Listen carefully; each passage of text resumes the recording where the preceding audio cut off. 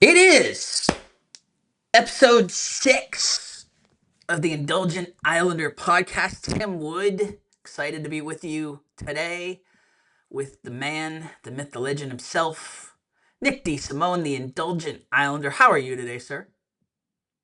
I'm jumping out of my chair today, as we just discussed before we went on here. I'm really excited about this one. Um, it's a gloomy, rainy, chilly day in Bluffton, but could always be worse. I got friends up north dealing with snow and even colder Yes. temps, and I'm all warmed up, ready to talk about some food today. This is one that I was really excited about, and we put obviously an extra amount of prep into, and I can't wait to get into it, man.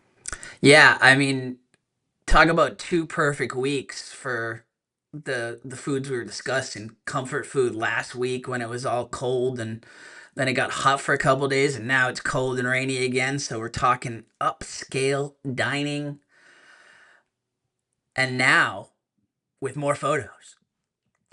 you, Oh yeah, we're you loaded up asked, today. you asked, we deliver. You want more food porn? We're here for you. All right. So before we get into today's topic, we've got some news and notes sort of things to bring up. Just before we went on air, you noticed a new spot coming soon out on the island from a certain food group. Yes, um, we're talking about double L, right? Billy's Burger, Uncle Oh, Billy's I'm Burger sorry. Joint. Yes. I apologize. Yes, that was the last one. I was getting ahead of myself. Yeah, I just came across this like in the last 24 hours. I was just messing around on social last night, and I came across this Billy's um, Billy's Burger Joint. Um, let's see, It's gonna be Uncle Billy's. I apologize, yeah, Uncle Uncle Billy's Billy's. Burger Joint. Yeah, so this is going to be. It links to Hilton Head Crab, which is obviously coastal restaurants and bars. One of our big restaurant groups here. Benny's, um, Crazy Crab, all that good stuff. Um, so Crab is coming out with a new burger concept. It looks like it's going to be right outside of Sea Pines on Greenwood Drive. And they said no more beef with boring burgers. Something juicy is coming soon, very soon. So Nice. There's your I'm logo. excited to say, yeah, Yeah, definitely. it's cool. We get giddy anytime we see new stuff. So it's like feed me Seymour. So Yeah, there's been a lot of transition, right? And in that particular area with One Hot Mama's moving over to where Nectar was. And then I want to say Poppy Tequila yep, going into where One Hot Mama's was, correct? yep. So, we don't, we haven't, in the first 5 episodes, we haven't really spoken a lot about the larger groups, but, they deserve as much love as everybody else. And we're going to talk about another one of their new establishments as well in our little news and notes section here. But, yeah, like you said, anytime we hear about a new place, we get excited. Um, and even though we've been infatuated with, Tin and Tallow over the last several weeks, but since they went brick and mortar, you can't get enough burgers as far as I'm concerned. Flatbread Grill getting closer and closer to opening in Bluffton. Drove by there today. All the food equipment trucks were there loading in today. So exciting times for Amanda and the crew over at Flatbread. Yeah, that seems like it's an any day now situation, right? Yeah, I mean, she wanted They to be posted open this end this of morning. February. Okay, cool. So yeah, I think we're getting close. Um, they probably got a week of training ahead of them, I'd say, and then maybe a soft opening the week after next. I don't want to Yeah, I think speak they. for them, but just kind of looking at where the timelines of these things. Once you start seeing the equipment trucks out front. It tends to, that tends to be like, when like the HGTV shows, with the right before they reveal, or they bring all the decorations in and fluff everything up. I think that's pretty much where they're at now. Sure. They're close. I think it seems like it's going to be sometime next week. I heard something starting with a two, 20 February 20 something. So I we're I close. felt a tinge of maybe you're like, well, yeah, whatever, Tim, with the HGTV. Do you not get sucked into the HGTV watching? Watching it, Yeah, I the honestly Fixer no. I Upper, mean, the it's Fixer not my thing. Fabulous. No, I'm Hometown. a None of food it. guy. I'd rather do the Food Network type of stuff. I mean, it is cool. I will say this: it is cool that they put a spotlight, on Hilton Head and Bluffton when they have these homes that they're. My brother's Yeah, almost the Dream convinced that Home he's gonna. over in Berkeley Yeah, Hall. Yeah, yeah. My brother's he's convinced he's convinced going he's to winning. win.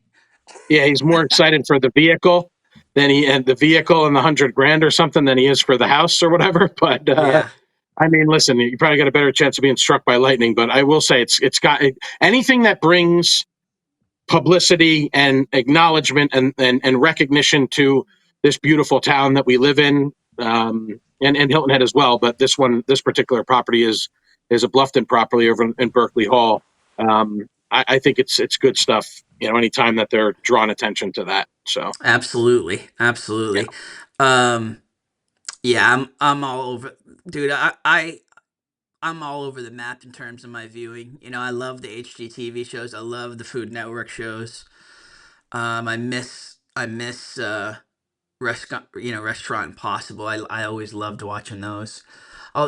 Although it's the same as Bar Rescue, like you feel bad because you look up after the episode, like, are they still open? And so many of these places aren't still open, and it's like I get kind of mad. Actually, it's like, man, if I had $300,000 to get into debt on, like, first of all, I wouldn't be in debt. If I know what I'm doing before I open, but yeah, I don't want to go down that rabbit hole. But yeah, I was a those Restaurant Impossible guy as well, and I've been having a yeah, lot of the kitchen nightmares and stuff like that popping up, and the bar rescue that John Taffer. I love all that stuff. I agree with you. It is kind of sad when they circle back and they say that the places aren't open. But I mean, it's like we've discussed many times before. It's a very difficult, challenging business, and that's what we're here for. That's the ultimate mission of the Indulgent Islander is to try to prevent that from happening, right? yeah, We can't, and we have no celebrate control over the the businesses, but celebrate the creative warriors that jump into the dojo. I mean, it is not for the faint of heart by any means, and it's that's why I it's exciting to see the new ones pop up because it's just it's another dream trying to be realized. You know, absolutely. and like you said, we're trying to help them not turn into nightmares. Yeah, we focus on the wins, right? Not the Yeah, losses. exactly. So you went to you saw a preview of a new spot opening up on the island, right? I'm very fortunate because of my primary occupation as a mortgage loan originator with Union Home Mortgage to be an affiliate member of the Hilton Head Area Realtors Association. So, shout out specifically to Gene Beck and Michelle Blakely, um, and Jocelyn Steiger. They do an incredible job supporting the realtors in the local market, supporting people like myself in parallel industries, mortgage, attorneys, insurance, all the different professions or industries that work in conjunction with real estate. And when you have a membership, you get to attend these wonderful events throughout the year. And a lot of times, these events are an opportunity to get a sneak peek, if you will, um, or to get a sort of a private experience at, local establishment. And so when some of these newer establishments pop up, it's the perfect opportunity to get a preview, to get to check it out. And they always do a great job with these events with food and drink. And the company is excellent. It was a really really fun night that we Yeah, had. I feel like I've been seeing this from Moose for a while, Robert on social, but you really liked what you saw from local Legend Brewing Company, huh? Yes. So I noticed over the weekend they had a jerseys and dresses event for charity at the concourse of Hilton Head. I saw a lot of pictures of some amazing vehicles and a lot of pictures of people having a lot of fun playing beer pong and cornhole, and you know women were all dressed up and the guys were unfortunately wearing Eagles jerseys. I had to bust Moose's chops a little bit because we were all when Big Dom was brought in front of all of us last year on the Yeah. Eagles sideline. He's kind of a jumbo-sized version of Moose, so we have kind of like a little chuckle about that. So what I didn't realize, I pulled up there early Monday evening after spending a little bit of time, which we'll circle back on this at one of the local restaurants. I was one of the first ones there, so I got to take some really nice photos. I didn't realize that it was all the same building. So local Legend Brewing is in the old Graco building on 278 as you're getting close to the Sea Pine Circle as you're heading south. And it shares the building with Concourse of Hilton Head. Local Legend, I would say, has the majority of the space, but the Concourse, so they had their first event, was like a sneak preview over the weekend. And I looked at a lot of photos. I thought it was really cool. And then Monday, the Realtor Association had their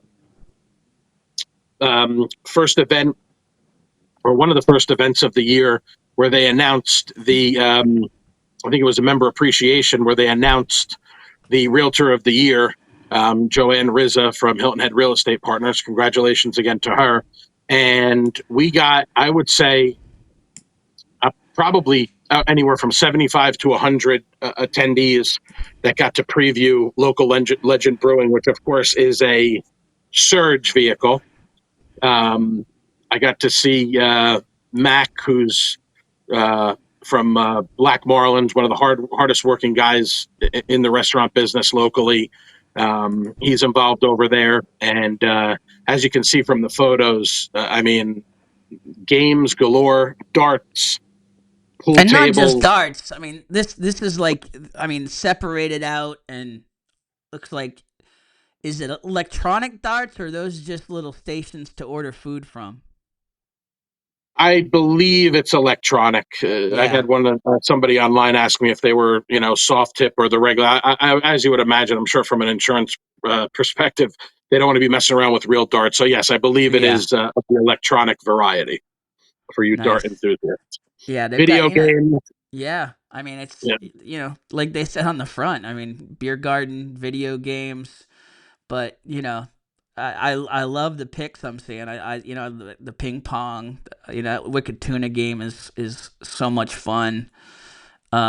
Some stuff for the kids. You got the golden tee, some some some classic ones like Pac-Man and NBA Jam. Very nice, very nice. I love what I'm seeing above the pool tables there. It's it's lighting, but then you've got almost like a jumbotron above the pool tables, a little mini jumbotron. That's very cool. it's super cool. That was one of my observations leaving there that night, was the jumbotron with the four TVs, and then Yeah, off in the left corner. I didn't get a great shot of it, but one of my yeah, favorites Papa as a kid Shot. growing up. Oh man, Papa Shot. This is the one where the rim moves side to side, which Oh, I'm not sweet. particularly thrilled about. Okay, But I all used to right. See, dominate yeah, back in the day. I love that just for the challenge, and I'm seeing some shuffleboard there as well. That's very nice. Absolutely, shuffleboard, some foosball, right? Yep, very nice. Oh, there's the food. Oh no! Oh, Hockey, God, they've got the bubble hockey. Oh Lord. great, right? Oh gosh. Dude, I can't even begin to tell you about my obsession with bubble hockey and the blue Fun for the button. whole family. Oh my gosh. That was like the dream of mine. Like when I've actually made it, where I just have like throwaway money to buy a bubble hockey. You know, I'm not there yet, but I'm gonna be. And in the meantime, I'll be out there playing. Oh, look at this setup! My goodness. Were you an air hockey guy back in the day? Yeah, definitely love the air hockey, but boy, the bubble hockey with the boo, especially the USA Canada or the USA Russia with the boo button. Uh, yeah, The I boo button. loved. Oh, I loved the boo button. My Outstanding. sisters used to get so PO'd at me with the boo button.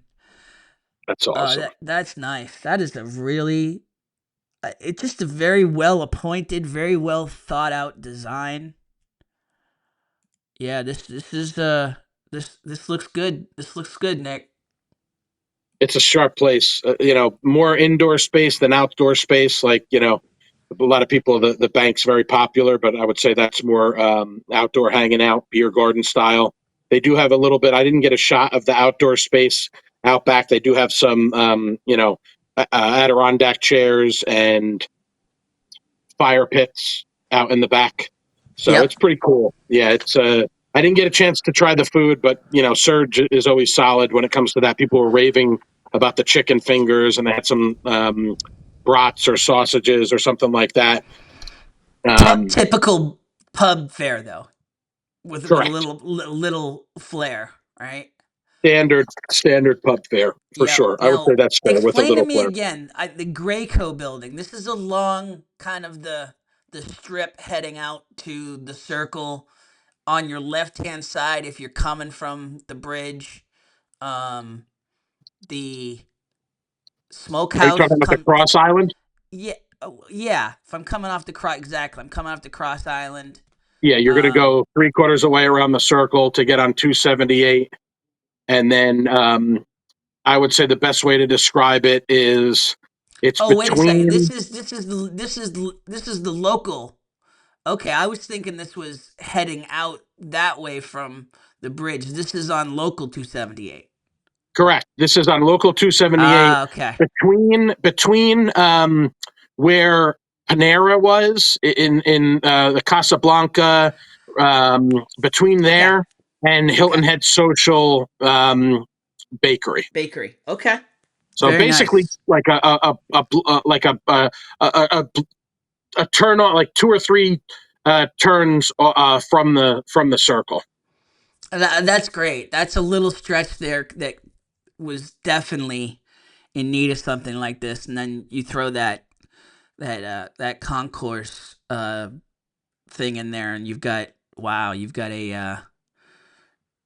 By the way, not for nothing, local legend they raised $200,000 for Pockets Full of Sunshine with that event you were talking about. Oh wow! So kudos before they're even opening. They're contributing that much to the community. That's amazing. I got to give a lot of credit to Moose and his partners. It's a beautiful place, the concourse. You'll be able to go there to use the conference room space. They have a level above where there's going to be a car simulator and a flight simulator and a lounge and things like that. So you can actually have events there. You won't have access as an outsider, that's not a member, to the actual garage that houses the vehicles, which I mean, my head was spinning. A Ford So GT. that it at its You know, core, it's an auto club. Is that like yeah, it's yeah, you can pay a yeah, monthly car fee to storage. Yep. store Yep. exotic high end vehicles. And I think down the line, Moose said that may be opportunities where they'll have vehicles where you can actually, when you're down here on vacation, that you can rent, kind of like when you go to Las Vegas and they have the places Yes. that let you rent some The exotic vehicles. exotics. Yeah. Yeah. They don't. They're Nice. still in progress. That right now the cars are just parked on the polished cement floor, but they have the garage door in the front. They have two garage doors in the back with a lockout. There's going to be two levels of vehicles on one side with the lifts, three levels on the other side. It's really a spectacular facility, and again, partnered up there with local legend. Um, it's a really cool location, and like you saw from the photos, really sharp. And like I said, those vehicles were making my head spin. Some of the most gorgeous cars that I've ever gotten to see in person.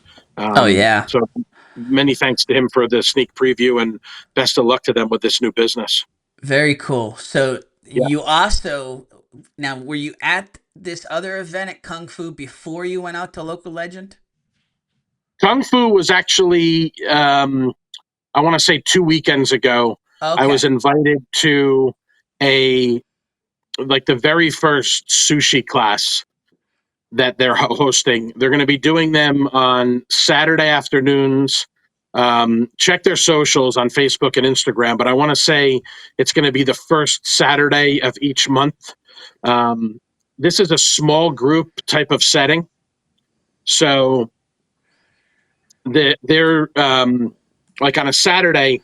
Kung Fu Cantina's kitchen doesn't open until I think 5 o'clock, at least at the current moment. So this was, that 1 p.m. till almost 3 o'clock p.m.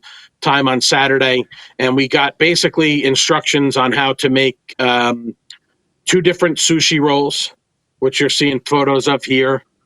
I think I did a pretty decent job. I'm not going to be taking any sushi chef's job Now anytime soon, but I think I are did these the end decent. results of your work or is this the before?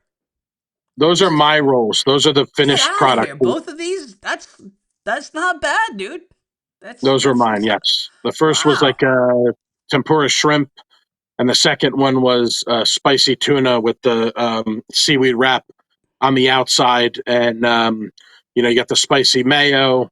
You got the I want to say like it's like a ponzu type of sauce, and then also added some sriracha to the second one, and then the third one that I got to make, which I probably came out the best, was the like the maki hand roll. I thought I did a pretty decent job with that. It looks pretty tight now. Yeah, absolutely. Yeah. Absolutely. What is you know, the 30-second elevator pitch of this class? Like what's the trick to rolling sushi? Well, the instructor was spectacular. His name escapes me at the moment, so apologies for that. But he basically gave us, step by step instructions as far as how to, you know, where to put the rice. Sometimes you use a little bit of the rice where you kind of like smear it on the seaweed. There he is. That's my Yep. guy. Can't remember his name. I apologize, but it's really, there's an art to it. I mean, anybody that's been to, whether it's kung fu, you don't get to see it out in person like you do at Hinoki or Oko, but anyone that's a sushi person knows that a sushi chef is a very specific. It's like we were talking about a couple of weeks ago. It's pizza chef being very specific, right? Hey, I look know at you were getting a me! kick. Look at my rolls! That's a genuine reaction. I'm very impressed with myself I right mean, there, as yeah, you can tell. seriously, that is a look of joy. Like I can't believe I just did this. That one especially, where you had to turn it like sort of into like a cone type of thing, with Yeah. the ahi tuna, and the fresh tuna and the cucumber and stuff like that. It was and it tasted delicious too, super super fresh. So they're doing these every first Saturday of the month. It's $75 per person, up to 2 hours to learn how to make three different rolls. You see my group there. Shout out Chris Gomez from, there he is, Chris again, Oh yeah, from it's Chris. Yeah, Toast by yeah. Hey, EXP, Chris. and of course from Very nice. Namaste Spa. Yep. Yep. Um, yeah, good buddy. So yeah, we had a lot of fun. We had a few laughs. We got to enjoy. They got cool, really cool music in there. Marshall and Rachel Sampson are doing a tremendous job with this place. Of course, the owners of Santa Fe Cafe on Hilton Head, and I've had quite a few really good meals there, mostly lunches, but this was a lot of fun. They'll have a bartender on staff to serve any drinks, and then you actually get a nice little gift bag to go with some wasabi, some ginger. You get to keep your little bamboo rolling contraption thing, and a couple other odds and ends in there, which was a really nice treat. So I had a lot of fun, and I think people would enjoy. this sushi class for Absolutely. sure. Now see, you are. I mean, you are a man of many palates, but I did not have you pegged for a sushi aficionado. I got to be honest, it's one of my favorite things. Is it I'm really? big Asian food. I'm big into Asian food as it is, and especially when you're trying to eat clean. Let's put it that way. Which I know, obviously, I eat a lot of crazy stuff, but honestly, whether it's from if I want to pick up food, like just the other night, we had friends over. We did pick up from Akamea. I love nothing more than I went with the Chinese route on Saturday because we had sushi fairly recently, but I'm a huge fan of just and again, of course, we mentioned Hanoki and Oko, same thing. Huge fan, and even wasabi, primarily for takeout over here, in this corridor that we're out in here on 170 and Bluffton Parkway. I love nothing more than a sashimi platter. I don't really even usually do rolls too much, but I just love raw fish. I'm a big soy sauce guy, so nothing makes me happier than a nice platter of all different types of raw fish with a little dip in the soy sauce. And I'm into obviously gyoza and other things like that. I love a nice crab salad as well, connie salad. But yeah, Kung Fu Cantina, it's a fusion. It's like a Latin Asian fusion. But the time before that, I was there for the sushi class. I went there for lunch, and I got a little sashimi appetizer, and I tried a couple of the rolls. One of them was really cool because it had, as opposed to like a tempura crunch on top, it had like almost like a corn chip uh, crunch on top, which was really cool. I Ooh, think yeah, they call it yeah. the Mexican or Mexicali roll. Very, very tasty. So they're doing a Very good job nice. over there. Yeah. And by the way, we did the pizza episode. Pizza Co. is missed. I really enjoyed Pizza Co. That was their concept over there at Burnt Church Distillery, and I think when they went with decided to go Kung Fu Cantina, they consolidated Pizza Co. no longer, but uh, from the food truck to the brick and mortar, I loved Pizza Co. So Yeah. So it seems like Burnt Church has kind of taken over that kitchen. yes, Can you still get Pizza Co. at the bank or no?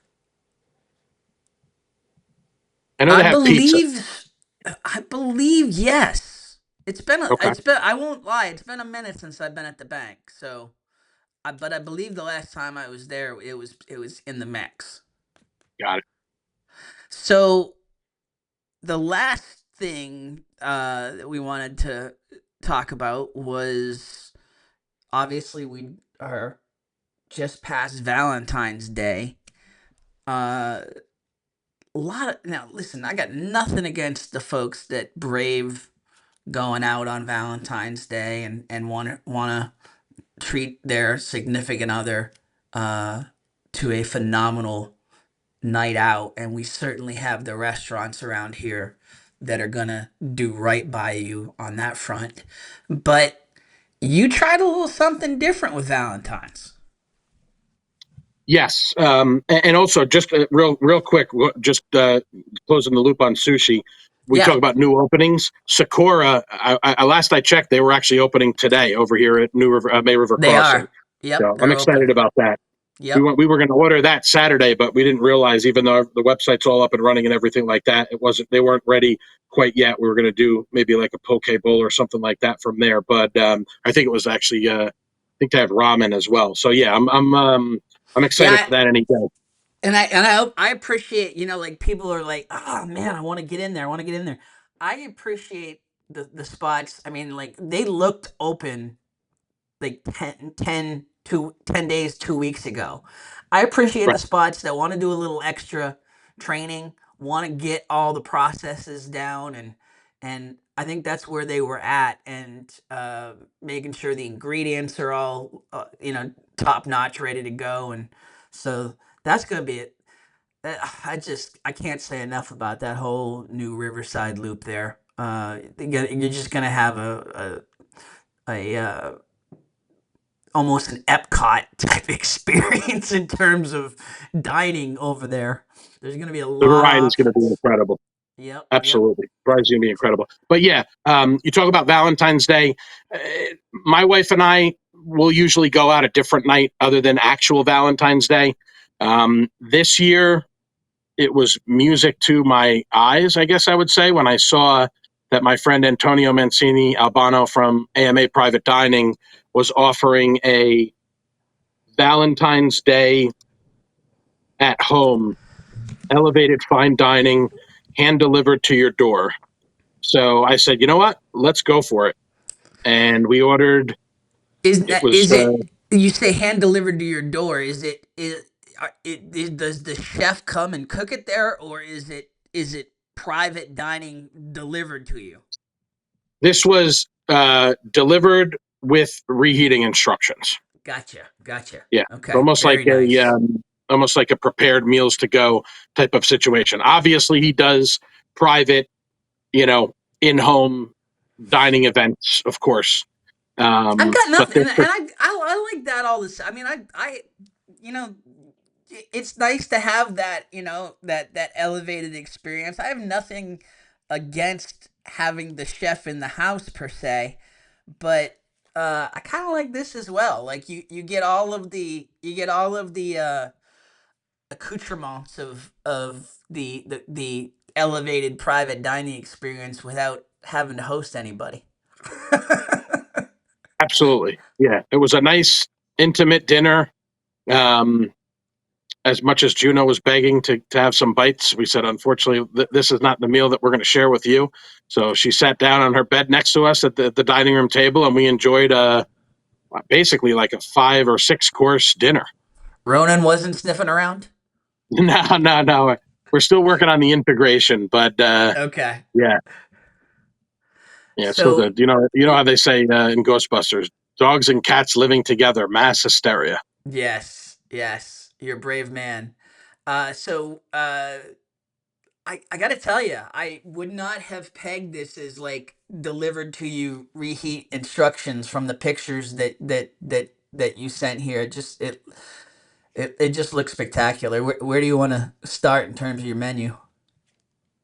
I guess we just go in order. I wanted to, oh, we could go backwards. We'll start with well, actually, this is what I do when I use Actually, my, you want to go with the salad first? Sorry. yeah, oh, that's fine. Yeah, that's fine. It's funny when I post photos, I usually lead with the entree, so it would be fine either way. But yes, this is we don't have to go specifically in order. This was a citrus burrata salad with heirloom oranges, Meyer lemon vinaigrette, toasted pistachio, Benny seed brittle, and basil.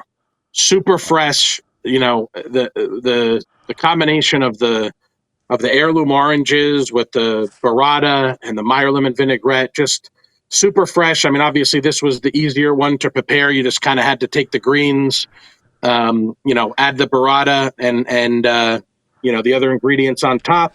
What is And for the the layman among our listeners? What is burrata? burrata is it's a mozzarella cheese with a soft center, Ah, essentially. okay, okay. Yes. So basically, it's got a super creamy. It's made with mozzarella and cream. So there's an outer casing of like a more solid mozzarella cheese, while the inside is stracciatella, um, which is made from Italian buffalo milk typically. And then they use the clotted cream to give it like an unusual soft texture. So Nice. one of my favorites. They actually did school pizza this past weekend. Incorporated a stracciatella on one of their pies, which Oh, was pretty cool nice. to see. Yeah, absolutely. So The pull apart rolls here. Like what is going on? Those look savory amazing. pull apart rolls. The star of this was the whipped she crab butter that was just loaded with crab meat, fresh herbs, Parmigiano Reggiano, and lemon oil. And all Oh, you had to do was warm those up in the oven for I want to say like 5 to 7 minutes, and they were super warm. Just pull apart, spread on some of that whipped she crab butter. Spectacular. so I'm always impressed with Nick's descriptions, it's mouth watering alone. But there's certain episodes we do where I almost want to put an advisory at the beginning of the episode. If you are super hungry right now, do not watch this. Listen to this after the fact. Do not watch it because these photos, I'm telling you, like, I joked up front now with more photos, but I mean, like Nick came to play this week with the photos. I'm just and you're already seeing it. I mean, it's just spectacular dining experiences here, and you're capturing it perfectly with the photos. Like this a sweet tea glazed pork belly. Like Yes, what sir. the what? Yep. Carolina Gold Rice Crisps, smoked pecan butter, pickled mustard seeds.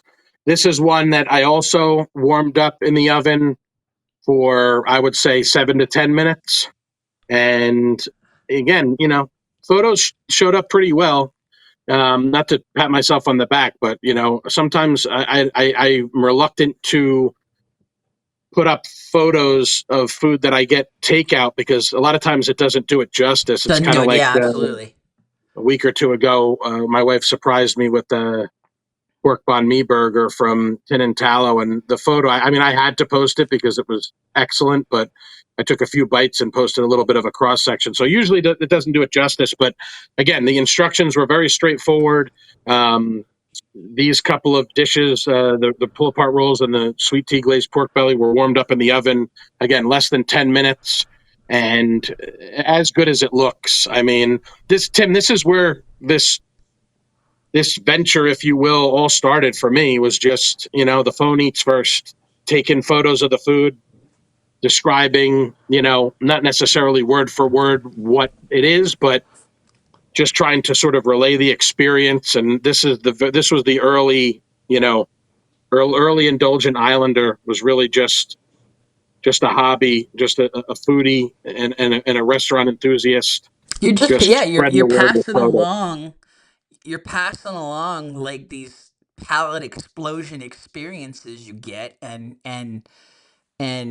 it's it's hard not to get sucked in, because it's just uh you're very descriptive with it. I think that's what drew me to watching you and then reaching out to you.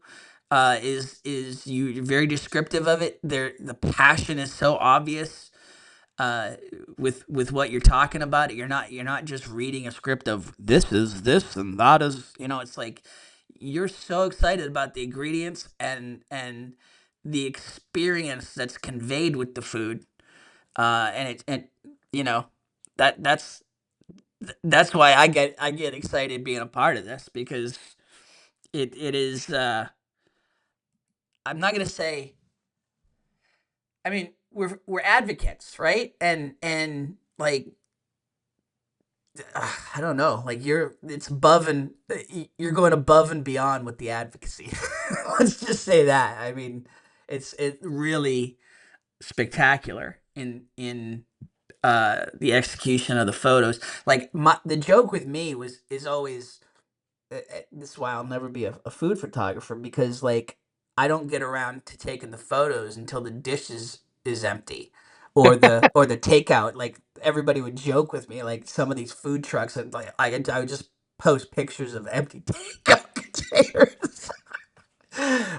But you're actually nailing the food, my friend. So what is this? My family and friends get frustrated with me sometimes because they go to dig in and I'm like, no, no, no, no, no, I got to get a photo first. This is the short rib ragu lumache, which is slow braised local short rib, andouille spiked tomato sauce, and sweetgrass dairy ricotta with a hefty pile of Antonio was kind enough to give us an entire container of Some shredded beautiful parm. Parmesan Reggiano. Yeah, Oh, it was so just light and super super fresh. And I would say the Lumache is basically, if you were to cross a rigatoni with, let's say, an elbow macaroni, it's basically like, it's essentially like a rigatoni elbow. where it's kind of like bent over in half. Yeah, And yeah. I mean, Tim, your standard rectangular, you know, inch and a half or so, maybe 2 inch deep to go container. You wouldn't believe the sheer weight of this short rib entree. I mean, it was a brick. We got two full meals out of the short rib ragu lamash. We actually finished up Oh, the just that leftovers the alone, other night. huh? Oh Wow. yeah, absolutely. I It was mean, loaded and it was delicious. And all you needed to do for this was add a splash of water and warm it up in a pan for a few minutes. we put these photos up, just behind the scenes a little bit. We put these photos up. Nick starts describing, and then I'm just sitting off screen. I'm sitting off camera, just going, "Oh my god!" It's just like, wow. So shout out to AMA. And you said that how much is what does it start at? He has different tiers. Is he doing it as like one-off experiences, or does he have a set menu that you can kind of uh level up? This particular experience was a one-off menu. He, I've seen with all these different events that he's been doing, it's basically, the possibilities are endless. Um, so let's see.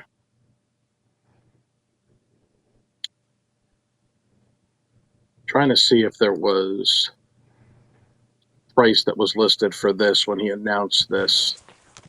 I can't see this one, but I would say, let's just say, to be fair, every experience is different. So this was a specific thing for Valentine's Day. Yep. Um, and there was some customization involved. I mean, you got to choose between the Lamash. You could also choose a blackened local snapper with marsh hen mill grits, tomato fondue, charred okra, and a saffron beer blanc. And then there was a vegetable side as well that we didn't show, which was glazed rainbow carrots with sorghum glaze, crispy shallot, and Hardy Greens micros. He does a lot of collaboration with Hardy Greens out there in Hardyville. And so, it's like I said, it's very customizable. He's going to come on with us in an upcoming episode, and we'll be able to pick his brain. Again, he did the collaboration with School Pizza a couple of weeks ago with that amazing sweet sausage, pickled banana peppers, and spicy ranch. He's been doing cooking classes at Cassandra's Kitchen, um, and he's got Custom some meal really plans. Yeah, he's yeah, got that a type little of bit of stuff. everything. Yeah. Exactly. Private dinners, cooking classes, interactive events, custom meal plans, and event catering as well.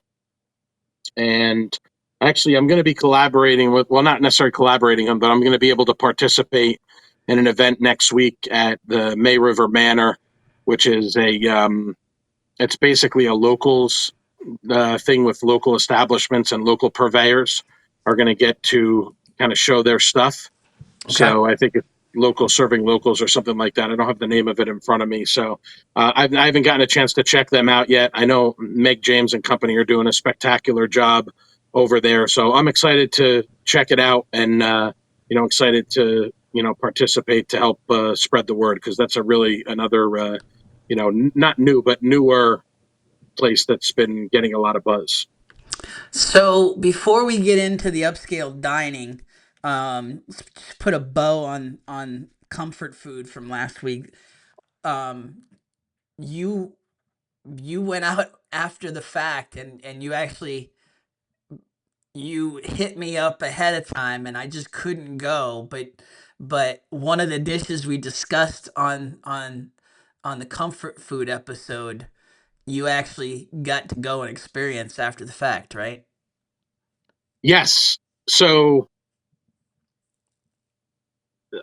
two 2 days later, I think we recorded on Tuesday, and Yeah, it was Thursday Thursday that you were morning, going. Yeah.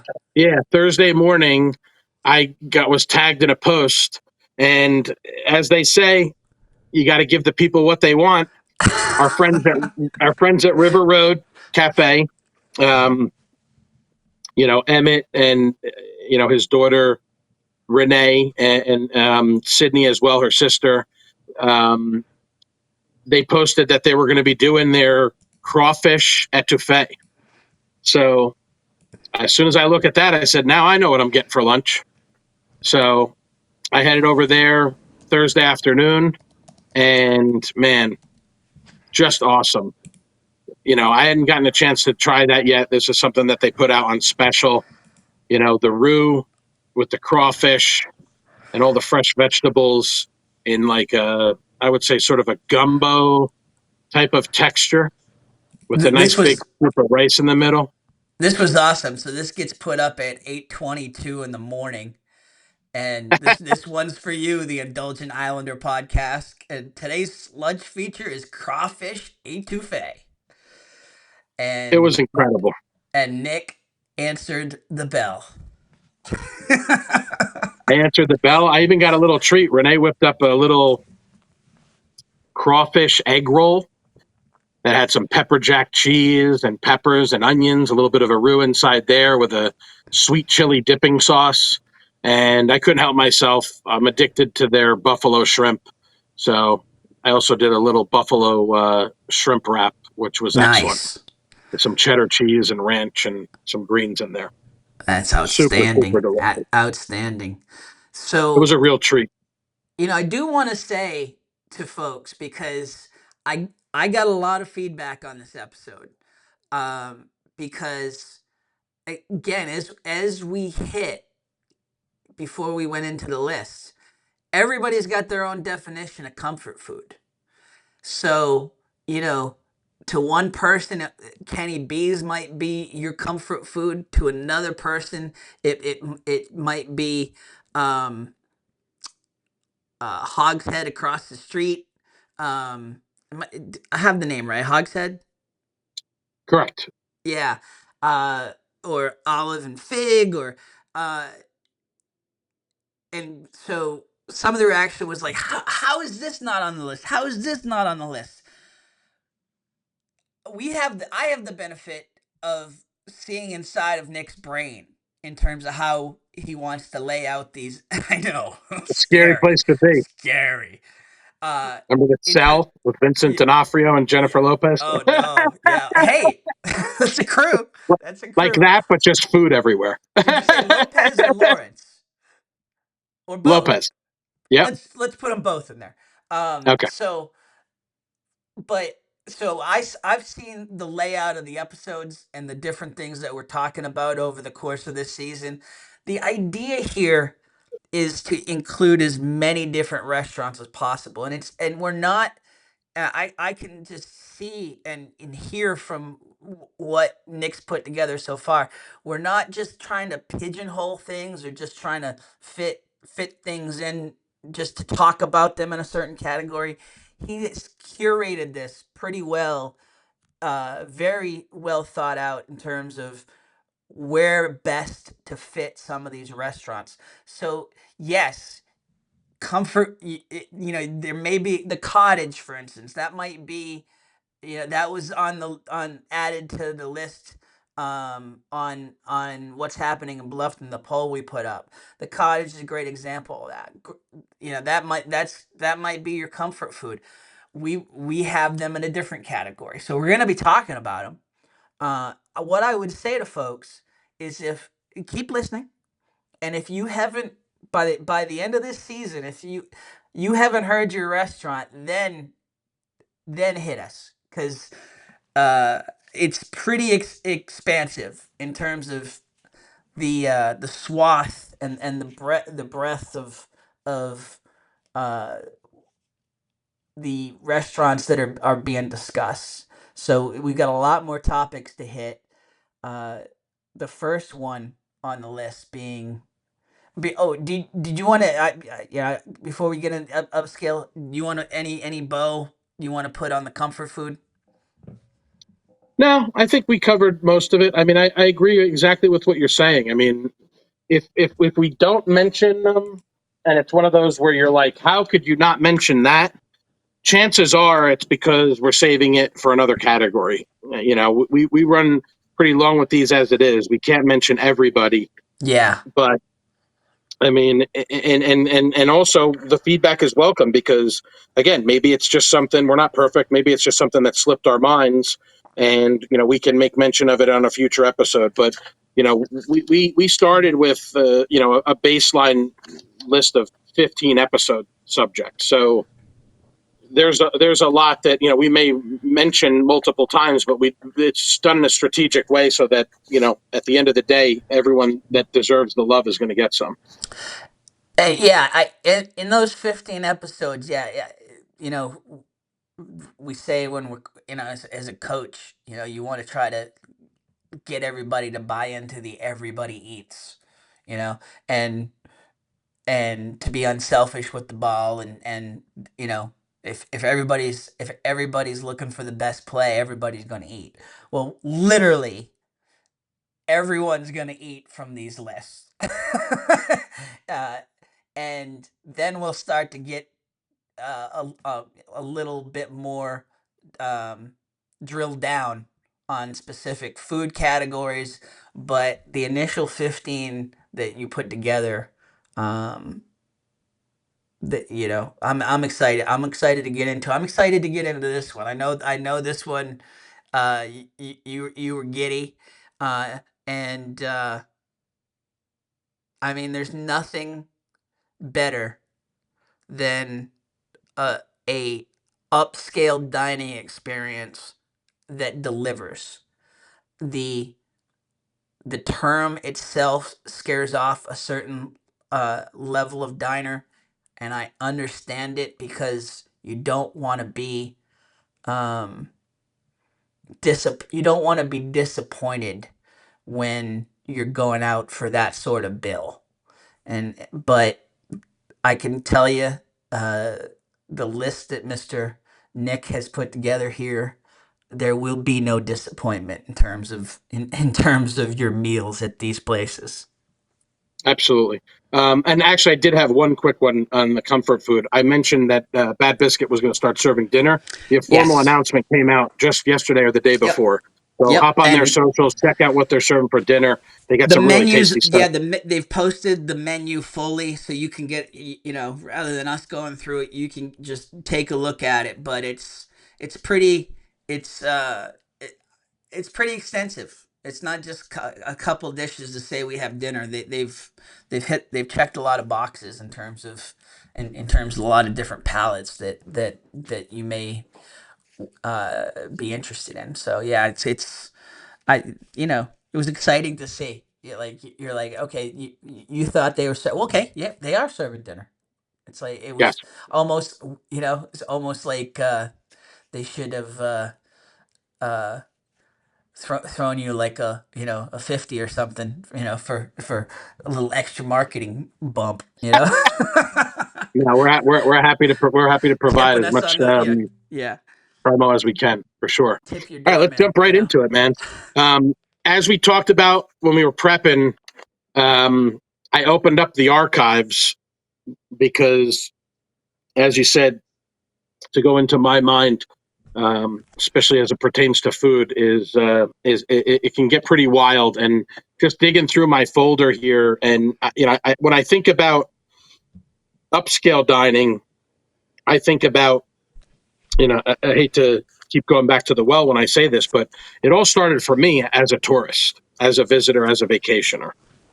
So like I had mentioned, I think on our first or second episode, when I met my wife, or my who would eventually become my wife, we became sort of foodies together, and she started to join my family down here on vacation each year. So not just trips to Hilton Head, but trips pretty much anywhere. I would do research and I would have an itinerary, and it might be scribbled on a little piece of memo paper, like this one here, with from Courtyard Marriott little memo pad. The back of it looks even crazier. I mean, this is some whoa, John Nash type stuff, Tim. The back of this was actually a trip that we took down to Florida with a stop in Miami and then down to the Keys for my 40th birthday. That's stuff on the back, but then you had stuff on the front. Was beautiful, where I was planning on going in Hilton Head. I got another beautiful one here. mind, beautiful mind restaurant edition. Exactly, exactly. It's scary. Again, Miami, Key West, and then of course, a night in Savannah, followed by a week in Hilton Head. So, just cracking this folder open, I had to make myself laugh because not only do I have lists of where I wanted to go for each of these trips, I've also accumulated for those restaurants that provide, a paper menu, which 100% of the time I will ask, do you mind if I take one of these with me for record keeping purposes? So I'll have a few more laughs for you people as we go through this stuff. But the very first one on our list. So generally on Facebook specifically, when I'm asked, or even just in person, or if it's someone that's texting me or calling me or emailing me, they want to know where they should go for dinner on Hilton Head. Let's just say that they have one night, right, to go out for a nice dinner in Hilton Head. What's the best Hilton Head Island has to offer? So if you followed me on my personal page and you followed the Indulgent Islander on Facebook since August, or on Instagram for the last several years before we opened the Facebook page, it's not going to be any surprise to you that I will invariably respond to those requests and say, in no certain order, Chez George Bistro and Bar, Charlie's Le Trois Vert, or, you know, I know that it's kind of gone by a couple different names, a Coastal Bistro, things like that through the years. And a more recent addition would be Lulu Kitchen. So we're going to start out for today with Chez George. And that's for a number of reasons. Over the last, I would say, probably 2 years, I have just become a bigger and bigger and bigger fan of Chez George. The more that I eat, the more that I want to eat. Um, I've been fortunate to become very friendly with George Casalicchio himself. On the show a couple of weeks ago. Yes, George joined us a couple of weeks ago when we talked about Italian restaurants. Of course, Mattia Bianchi, Gian Domenico Prestapino, and Camilla Eula are going to be the owners that are going to be running the new Radici Italian chop house in the old Poor Richard space. So we got to do a great interview with them. But, even before, Mattia and Gian Domenico and Camila came into the picture sometime last year, I was already, The love affair was already well it well was in progress. absolutely, if it was my mother's birthday or my father's birthday or another special occasion,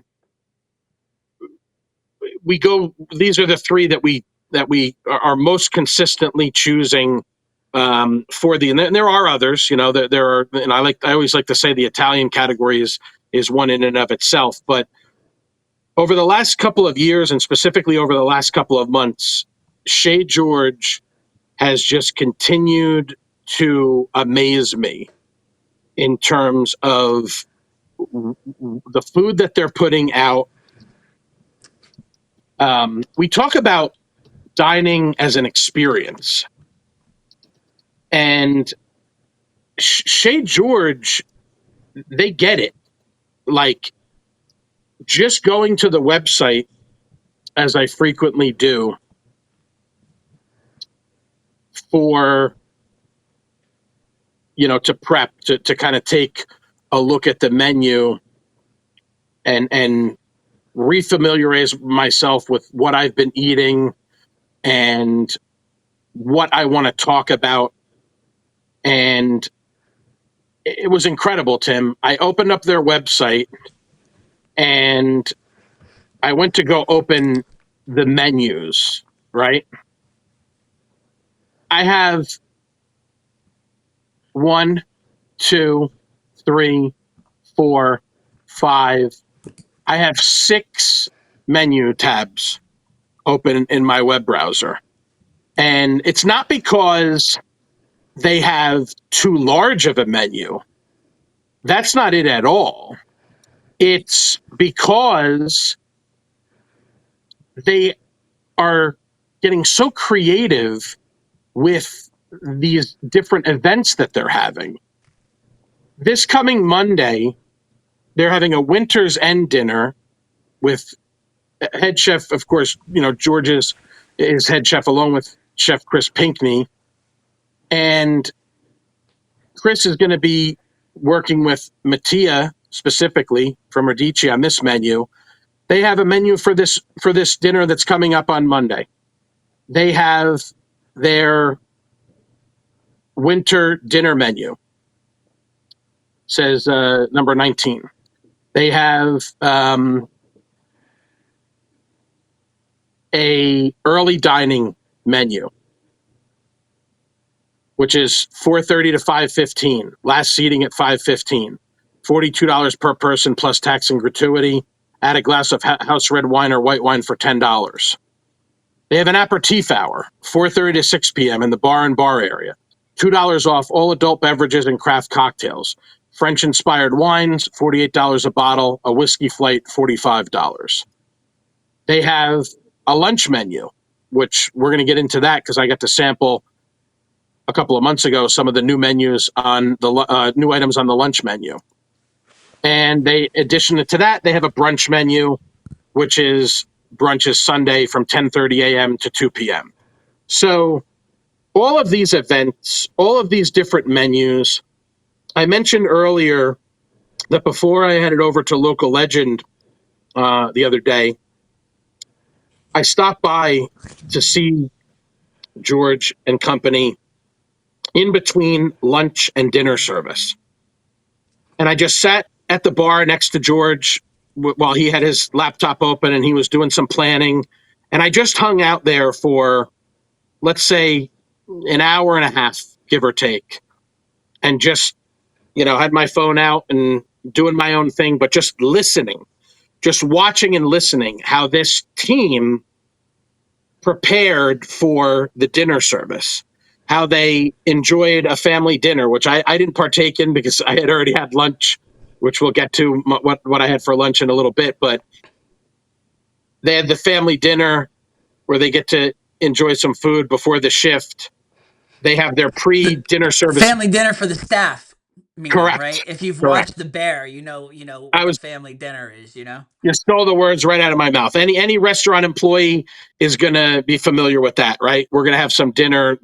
Poor Richard used to post photos, and I would be suffering from the FOMO of man, I wish I could have tried that It's sandwich. like Stuff that wouldn't be on a normal menu, right? maybe I need to go work there, right? Exactly. The thought has crossed my mind for Yeah. sure.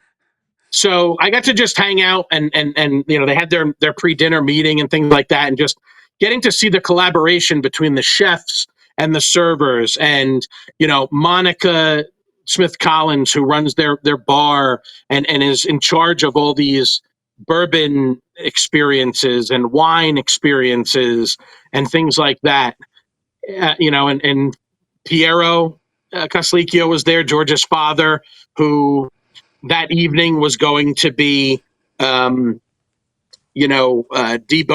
or, filleting a Dover sole or some sort of fish tableside for the patrons. A lot of times you'll see George's mother will be at the hostess stand or to welcome you. So, I mean, it is a true family. It's a true team, and the commitment to creativity and innovation and constantly, coming out with new ideas and new things to do and new things to try. It's, again, I can't use enough superlatives to describe how big a fan, my relationship and my friendship with George aside, even before we started to get to know each other, this was a regular stop for me for dinner, like I said, specifically for special occasions. And then once I was aware of the fact that they would serve lunch, then it became okay, if I'm going to go to a lunch with maybe one of my special realtor partner friends, let's go to Chez George. Let's enjoy a burger. They have, in my opinion, one of the best, if not the best, French onion soups on the island, which they have with oxtail. There's a Classic French picture. onion soup. I mean, look how beautiful that is. Classic French onion soup with braised oxtail, Gruyere cheese, and of course the crouton, the gaufrette, which is nestled under that beautiful layer of cheese. One of the Just, best soups that I've ever had.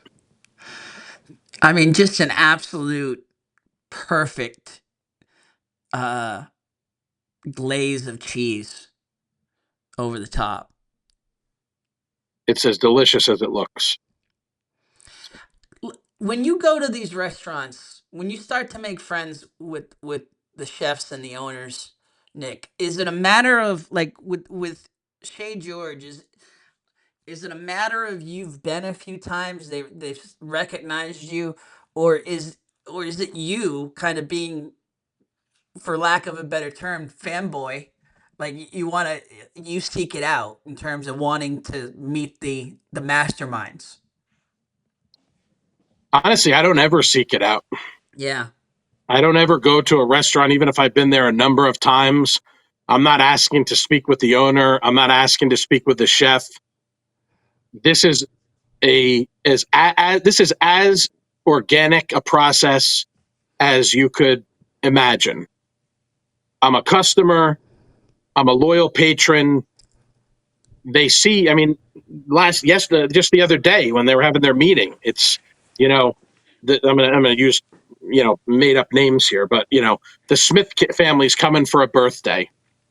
The Joneses are coming for a special occasion. Like restaurateurs and restaurant staff, the ones who really care about their business, about their restaurant, is or they care like about the people that care about their food. I So was just gonna say that, like, it's almost like a hound that can sniff out passion. Like it's like, and I think we've established by now that you have a passion for this. So I can only imagine you, just as a diner, there, and the chefs just kind of being like, wow, this guy gets it. Like you want to sample as much as we want to sample the dishes. I think the chefs want to sample the experience that people are getting from the dishes. I mean, it's the best feedback that they could possibly get. So and the social media, again, this all started as a hobby for me. So if the restaurant owners know who I am, it's simply because of the fact, not just because I've eaten there a number of times, but because almost all the time I will take the photos or more recently the videos that I've taken, and I'll post them to social media, to Facebook and Instagram, and more recently, the Indulgent Islander Facebook page. It used to always be on my personal pages for Facebook and Instagram, but now that I have the Eat HHI Instagram and the Indulgent Islander, Facebook page, they notice, they see it, and they're appreciative of the fact that you are spreading the word. And there's no better way to describe or illustrate the experience that you've had at these dining establishments than by sharing them with your photographs, with your video. And I think that's just how it happens. It's like I said, it's a very natural and organic thing. I have never before. I mean, I might, if a chef comes out and walks around and does the rounds, I'll explain to them. And then sometimes, once in a blue moon, I'll share with them privately if there was something that I experienced that I wasn't particularly thrilled about. I don't think I'm a complainer, but I think as much as they appreciate the good stuff, I think they also appreciate when a customer or patron is going to bring something to their attention that they would much rather hear from the individual than see, a day, a week, a month later on a Yelp review or on a social media post. Because as we talked about several weeks ago, that's not helping anybody to just go out and blast them and say this was a terrible experience, and then the employee or the owner is, well, they never said anything to me while they were here. So, you know, honestly, I just it's just a thing that's happened again, just very organically, very naturally, and I'm grateful. I'm truly grateful to have established as many relationships throughout the local restaurant industry that I have. And again, it all just started with Nick comes here to eat and he brings his family and he brings his friends. And when family, friends, colleagues, people that are 2 or 3 degrees from me that I don't even know personally will reach out to someone who will reach out to my father who will ask me, can you give me a couple of examples for this? And, it's really also exciting when people message me on Instagram or Facebook and say, this is where I want to, this is when I'm going to be here. Where should I go? What do you recommend for this or that? And it's a in the mortgage industry we refer to it as market intelligence. You know, in this foodie world, I would say it's just the information that you accumulate over a period of time just by visiting these businesses and enjoying their food and supporting them. All right, so let's get into some of these photos from your recent visits. Um, I'll just start. And you tell me about the dish. So what you're seeing here is a beautiful duck breast, canard in the French language. Duck breast, sunchoke, canard demi, and sauce orange. So, not to steal a line from Matt Damon in The Departed, they have all this, but they don't have duck l'orange. This isn't your traditional duck l'orange, but something similar to that. This was featured on the Burgundy Wine Dinner, which took place back in October, and it was spectacular. This was the first time that I was introduced to Mattia Bianchi and Gian Domenico Prestipino, who are over here from Italy. And again, we'll be opening Radici Italian Chop House. And I was blown away. The dishes are works of art, and they were just unbelievable. This wowed you even more so. I from what I remember us talking about. Never in my life have I had a fish Wellington. This was the flaton, and I apologize if I'm pronouncing any of these words incorrectly. I'm not a international man of culture, but never been to France, but I've flown through there to get to and from Italy. But flaton Wellington, halibut, puff pastry crust, scallop mousse, Chardonnay Beurre Blanc, and black kale puree. I have never even heard of a fish Wellington, and this was just exquisite.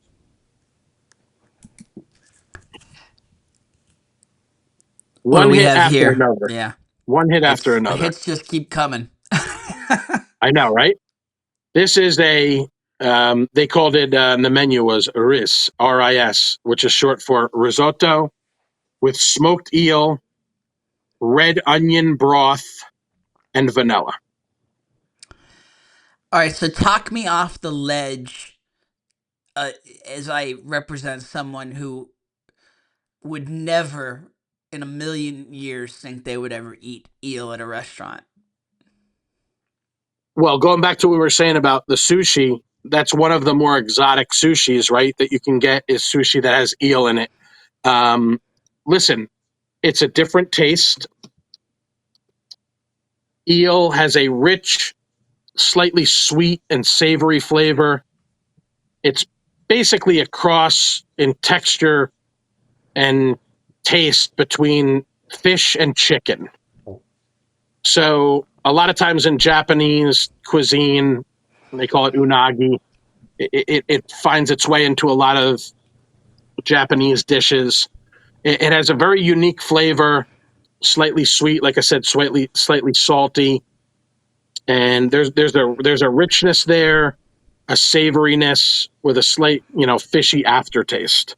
Okay. So this combination here, where they do it with a risotto with a delicate red onion broth, and it's you would think it's odd, but to incorporate vanilla into the dish, as a sweet, something that more often than not you're going to find in a dessert.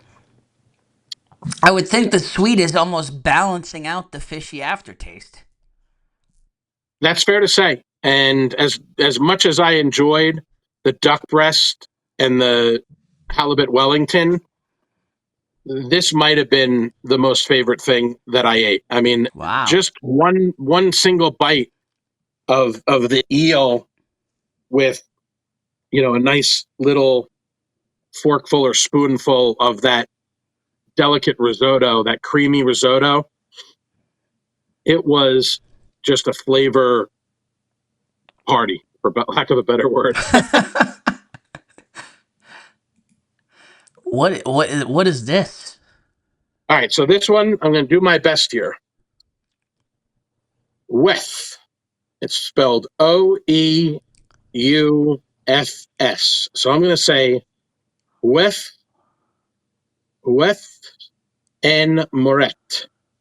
What this is a soft farm egg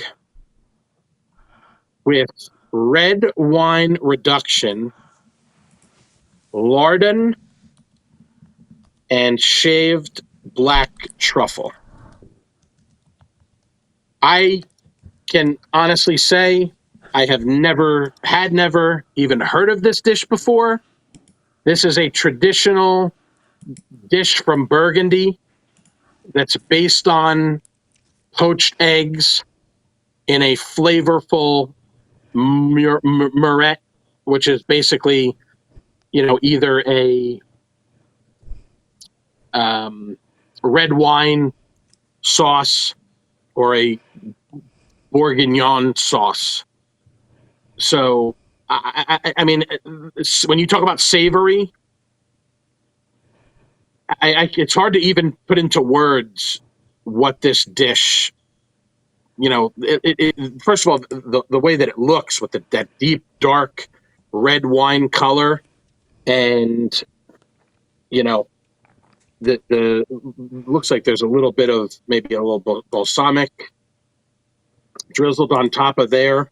Um, of course, lardon is like a strip of fatty bacon or pork fat, so that was incorporated into the dish to add texture.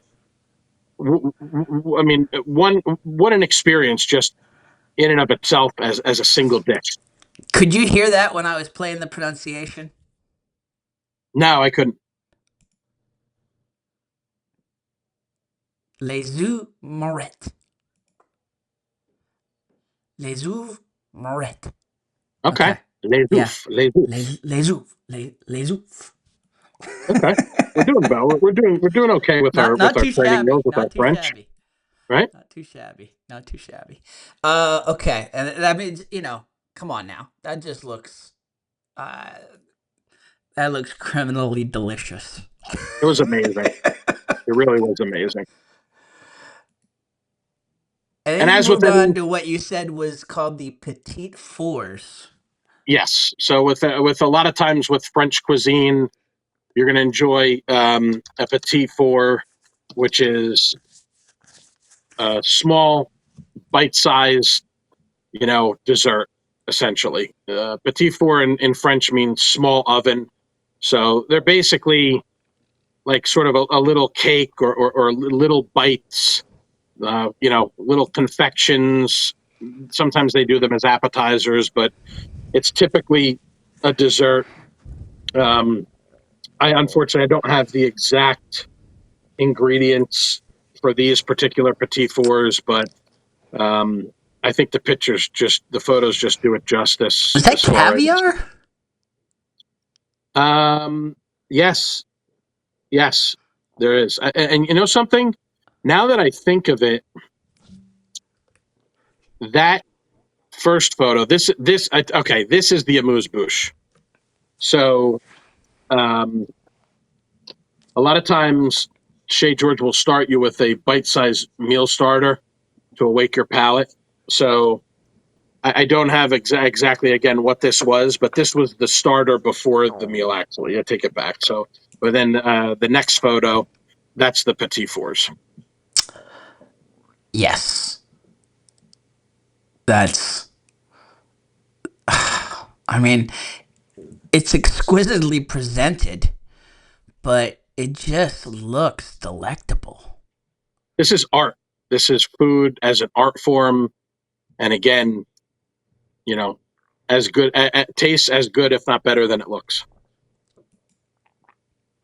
This was another amuse bouche dish. Yes. So this is from when I got to go to Chez George back in September and sample the upcoming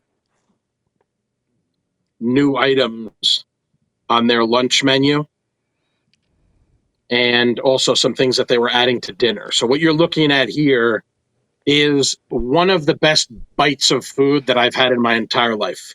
It was a pork bite, braised pork, so from local heritage hog, panko breadcrumbed and fried, port caramelized onions, and black lime dusted on top. Wow. I have no words for what the experience that this. We talked about a single plate being an experience with the Wefemeret. This was a bite that was an experience in and of itself. Absolutely delicious. But then you follow it up. Let's see. You Yeah, they follow gave it me up with this with the local yes, okra. the double whammy. So Chez George is prides themselves in using local ingredients. So, it's French and sometimes, some of those French towns border on, certain areas of Italy. So it's French and Italian inspired, of course, with these Italian chefs that are here. They're supremely talented, but they get they sort of marry that with local, southern low country fare. So, a staple vegetable in the South is okra. This is local okra, tempura beer batter fried with black sesame aioli. Delectable. We could almost now I can almost read the feedback now.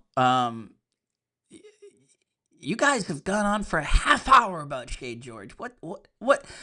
So yes, we could almost publish this description as its own episode. Some would, publish it at 20 26 minutes or so, but um the idea here is that this is the Cadillac for. I mean, this is the one that Nick will uh unabashedly uh recommend because he's experienced it. So let's do a little bit of a lightning round here in terms of photos. You got it. What do we Okay, got? so this is foie gras, torchon, carrot creme, marbled aspic, Malden salt, toasted cracker. I mean, I did a whole, if you want to check the Indulgent Islander Facebook page, I did a whole video tour through all of these. So if you want more details, I literally tried each dish and talked about it one at a time, one at a time. And this What does was the cracker bring to the table for this dish? Like so. why even? Like it looks so spectacular without. Like I know there's a reason behind every placement here, but like what does the cracker bring? So it's all, I think it's all about the combination of texture. Mhm. So a foie gras is often served with crackers because the crisp texture of the cracker provides a nice contrast to the rich, creamy texture of the foie gras. Got it. So it allows you to experience the full flavor of the dish without, you know, feeling overwhelming. Like if you just took a forkful or a spoonful of foie gras, it's so rich that you almost need something to cut it with, similar to if you were to eat like a pate or a like a caviar. I think part of the fun with the when we're talking about these upscale and these just mastermind chefs uh, that just constantly experiment. Part of the fun here is almost just educating yourself. I mean, and now we're educating the listeners in terms of uh, what goes with what and you know the why behind some of these dishes. Yes, absolutely. I mean, there's so much thought and, you know, effort put into each particular one. You mentioned burgers before. This is This is not your typical burger. this is one of the best burgers that you can get anywhere in the low country. This is Chez George hamburger maison. And so what you have here is house ground beef, au poivre, aioli, pickled tomato, whiskey onions, aged raclette, which for those of you who don't know what raclette is, it's a Swiss, excuse me, a Swiss, you know, heated cheese essentially. And the last item added onto there is some white cheddar, and then of course on a brioche bun, typically served with their frites. I think what's the star of this is the pickled tomato and whiskey onions as an accoutrement, as a topping. If you go to Chez George for lunch and you order a French onion soup with the hamburger maison, you will 100% be satisfied with your choices. And it's like, okay, I do I really want a burger at Chez George? Well, yes. Like when the burger is this good, yes. Like you're not cheating yourself in terms of any other menu items because this is one of the best things they do for lunch. Absolutely. The lunch menu, you know, is just, I mean, it's not a huge menu, but everything is great. This is we're on to the poulet. So this was one of the additions to the dinner menu. This is a Springer chicken terrine, which for those of you who are not familiar with a terrine, it's a dish of cooked meat, fish, or vegetables served in a terrine shaped dish. So it's basically it's prepared in a like a covered pottery mold, like so it's packed into sort of like a rectangular dish. Um, Springer chicken terrine, black truffle puree, grit pave, which is or grit pave, which is essentially a grit cake, and mushroom ovalut, which is a French culinary term for a light savory sauce made with a roux and a light stock, braised black kale, and natural jus. This was an incredible combination of flavors. And just, again, another work of art, the way that that's dressed with the sauces. And, you know, you can't see the grit cake in this particular photo because of the angle, but the grit cake's off to the left. And, I mean, I don't typically order when I go out to dinner. I don't typically order chicken. This is not your standard, chicken dish. And when you go to Chez George, it's a tough call. You know, should you get the bouillabaisse, which is a Provençal fish soup, salmon and papillote, venison, pork shank, whatever the local fish is for the day, and then their specialties, duck two ways, beef bourguignon, cassoulet. It's not easy to make a decision, and then when you take your chicken dish and you elevate it like that, makes it even harder. Next photo is the merguez sandwich, which is another item on the newer lunch menu. House made lamb sausage, fennel, pepperade sauce, Calabrian chili, harissa yogurt, shaved cabo romero on a toasted baguette. This was delicious. This was almost like what you would get like as street food, right?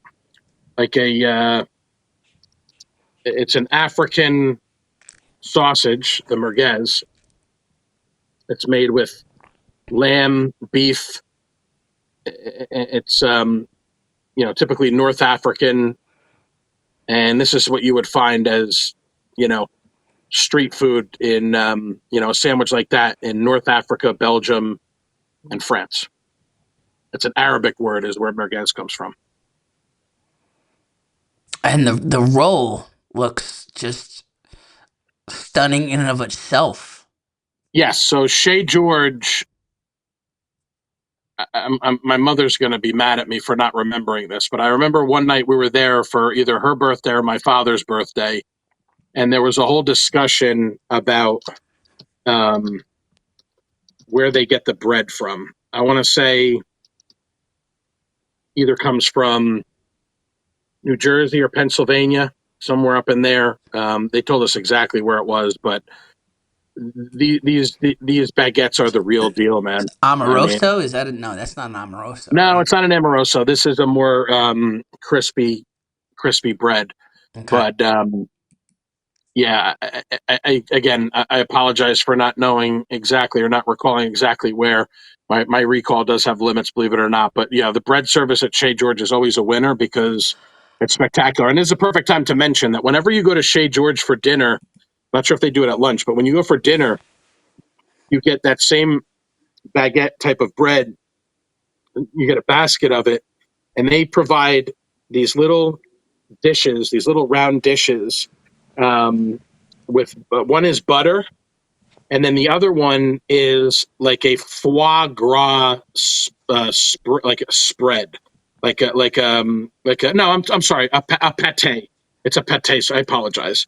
It's a pate spread that they give it to you with, and it's just I want to say probably made with like chicken liver, spreadable, savory, ground meat that I'm telling you, spread a little bit of that on a slice of that bread. It's incredible. We had a holiday back in the fall where we got some of that just to enjoy with our bread. I mean, listen, I'm taking notes right now between the lack of recall on the bread and the foie gras pate mix up. Like, you're two strikes here, mister. Like, I'm on thin let's ice for the come rest of on the now. episode. Come on now. I'll pull it together. So, I mean, listen, I, we could. There's no reason I won't publish this as a standalone episode because like we certainly will publish the whole thing. But I mean, the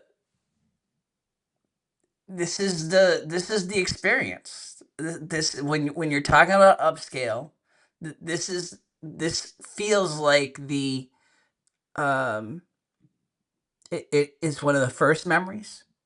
it's one of the constant memories, but they consistently upgrade their game.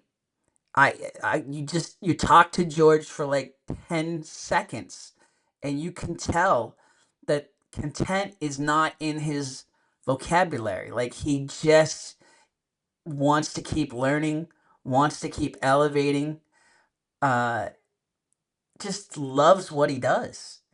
And again, not to say that any other chef doesn't. It's just uh some are it's quick it some are more joyful about it, and it's it oozes out of them quicker, I guess is the easiest way to say. George is very mild tempered, which is probably a quality that lends itself well to running a restaurant. Yeah. He's probably 180 degrees different from what you would see from things like the bear. Now, granted, I'm sure everybody has their moments behind closed doors, but like I said, I got to see him run the meeting before yesterday, and people seem to love working there. People seem to love cooking there. I'm beyond excited about what we're going to see from Radici with his influence and the talent that you have from Mattia and John Domenico specifically. And they just really, they're doing an amazing job. And I'm excited for this winter's end dinner Monday with Chef Pinkney and Chef Mattia. I'm just looking at this menu here. I'm not going to get into it for the sake of time, but go check them out. I think they're sold out for Monday, but there'll be plenty of more events coming up. And just go check out their website. They literally have a link at the top of their website that says experiences. Right now, it's got the aperitif wine hour with curated cheese board that they had yesterday evening because of the holiday Monday. Normally, that would be a Monday event. And then, of course, this coming Monday, the Winter's End wine dinner. So go check them out on socials. Go check them out for lunch. I haven't gotten to enjoy the brunch yet, but I plan to soon. And I just can't wait. Again, constantly innovating, constantly, you know, creative with what they're putting out. And I am, when you say fanboy or whatever term you want to use, use whatever term that you want because I you go say and that in have the most lunch or endearing dinner. way, because like I said, they appreciate it. They appreciate the 100%. passion for their food because they Absolutely. have it. So to see it, like I said, to see, um, you hear about actors that will dip into test screenings, and that's almost what a chef does every night. He's dipping outside the kitchen just to see how it's playing, and Absolutely. how the experience is being conveyed and absorbed.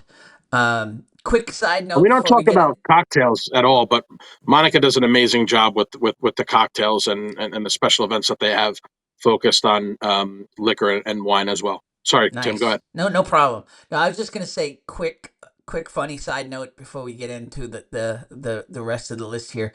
Uh, Nick mentioned the bear. Listen, I the bear has ruined Joel McHale for me. Okay, and I say that as a fan of acting, as a compliment to him, because he's always seen in these funny, sarcastic roles.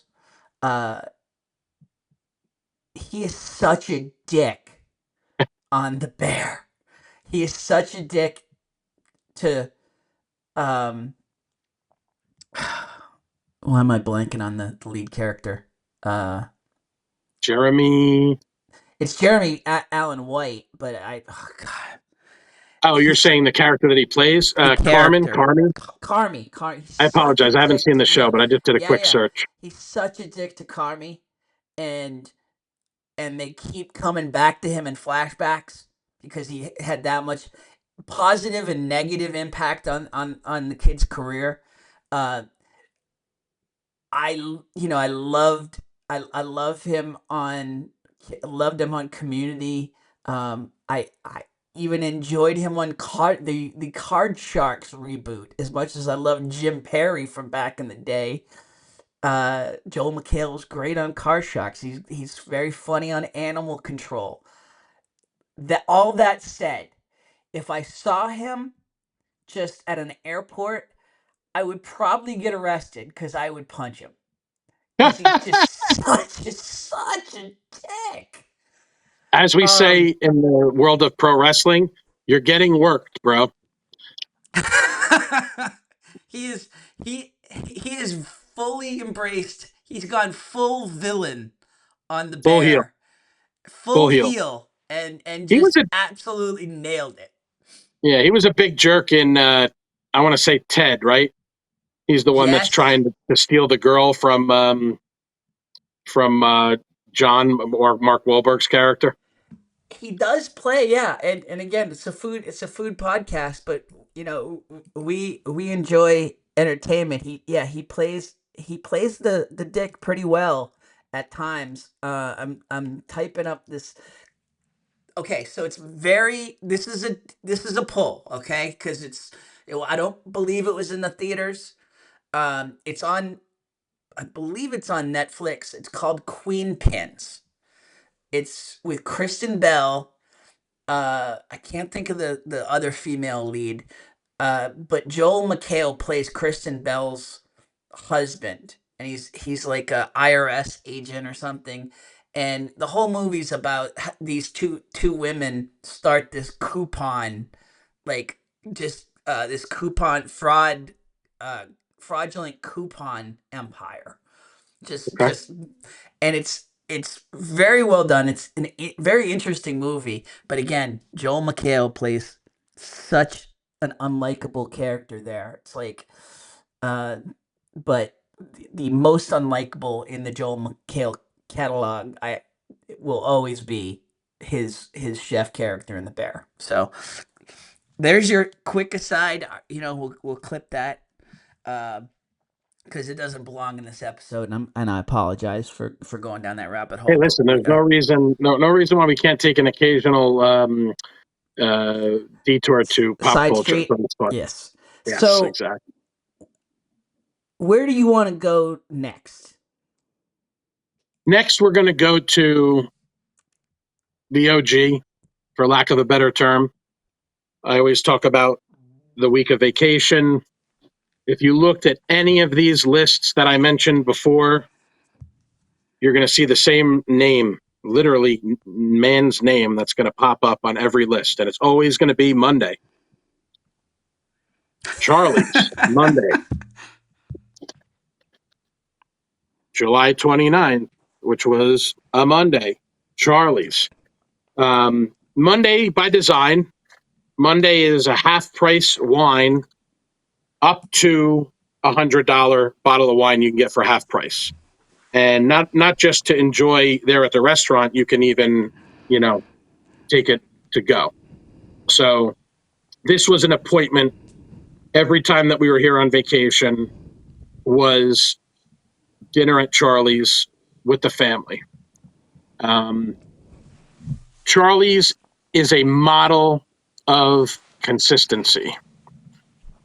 You are going to enjoy, and we'll talk about a couple of other things. They only have 6 or 7 appetizers at any given time. Where the meat of this menu is the entrees, all of which include a house salad, all of which are going to be accompanied by potatoes au gratin and a vegetable medley. Sometimes there are certain specials that will have, different sides or a different presentation. Um, I was laughing at myself, as you know, Tim, as we prepared for this one. I have a stack here of menus, and I show these to you for a couple reasons. For one, you'll notice that this is a handwritten menu. Okay. So every time, just about every time that I've eaten at Charlie's, I have taken the menu with me as a keepsake. And I like to keep good records and to reminisce and look back on these things. I have 13 pages of Charlie's menus that are all dated. Um, One or two of them are printed, in a script type of font. Those are probably the days or nights that Margaret Pearman had a night off, which is well deserved. For those of you who don't know Margaret, Margaret owns Charlie's, her family. Um, Unfortunately, we lost Charlie this past year, which was very sad. Obviously, the patriarch of the family, her father. Margaret is not only the owner of Charlie's, but a wonderful artist. For those of you who aren't familiar, check out Mayfair Art on social media, specifically on Instagram, I want to say. She was kind enough to, I commissioned a absolutely gorgeous oyster painting for my wife, who I may or may not have mentioned before that she's the program director for the SCORE program for the Outside Foundation, South Carolina Oyster Reef Enhancement. It's gorgeous. It sits out on my screen porch, and even though there's a television off to the side that I watch my sports and my TV's out there, sometimes I just sit out there and stare at this beautiful painting of three oyster shells. So Margaret handwrites this menu every day, or just about every day. And what you're going to see is anywhere from 9 to 12 fish dishes. The types of fish are generally from night to night are going to be the same. There are some different ones that get rolled in, but Atlantic cod, what varies is the way that they're prepared. So you'll have Atlantic cod, local flounder, local swordfish, local mahi, salmon, tuna, Carolina red trout, sea scallops, grouper, snapper, halibut. And then typically you look down towards the bottom of the menu because they'll always have a section for the desserts, which are equally spectacular. But you'll have typically a couple of, for lack of a better term, meat options, whether it's a steak, a duck, a lamb. Those are typically what they're hitting, pork, but usually no more than three or four, meat dishes to accompany the fish. And it's going to be served on a plate that they will warn you the plate's dangerous. I mean, these plates are literally on fire temperature wise. And I don't know that there's a more consistent seafood, fish restaurant than Charlie's L'Etoile Vert. Let's see here. You were Okay, talking so about this while we were doing this, and I thought just the way you described it was fascinating. I had heard of, before this meal, I had heard of, excuse me, parchment paper as a means to prepare fish or seafood. What you're seeing here is on the menu entitled en papillote, which means, wrapped in paper. Grouper cheeks, scallops, and shrimp in an herb leek butter. So what they do is they put all of these ingredients with these vegetables. You see some broccoli and carrots and things like that, peppers, onions. They put all of this stuff and they wrap it in a parchment paper, like almost like in a little pocket, and then they bake that. And all of the butter mixes with the seafood, mixes with the vegetables, and just creates this unbelievably tasty, you know, cream sauce, basically. And I really, sometimes I struggle when I have a dish like this. This was the first time that I had enjoyed any sort of seafood in Papio before. I've prepared, single, you know, fillets of fish myself in Papio, but never a combination of this with three different types of seafood. You know, they've done casseroles there and things like that, but this in Papio, you know, was just absolutely incredible. I see a couple of years ago they did one with local sheep's head, scallop shrimp, asparagus, and a saffron leek butter.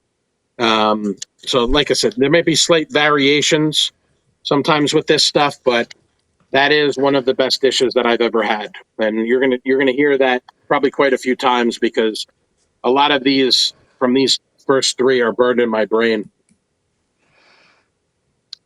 That's going to be one that's pretty fairly regular on the menu.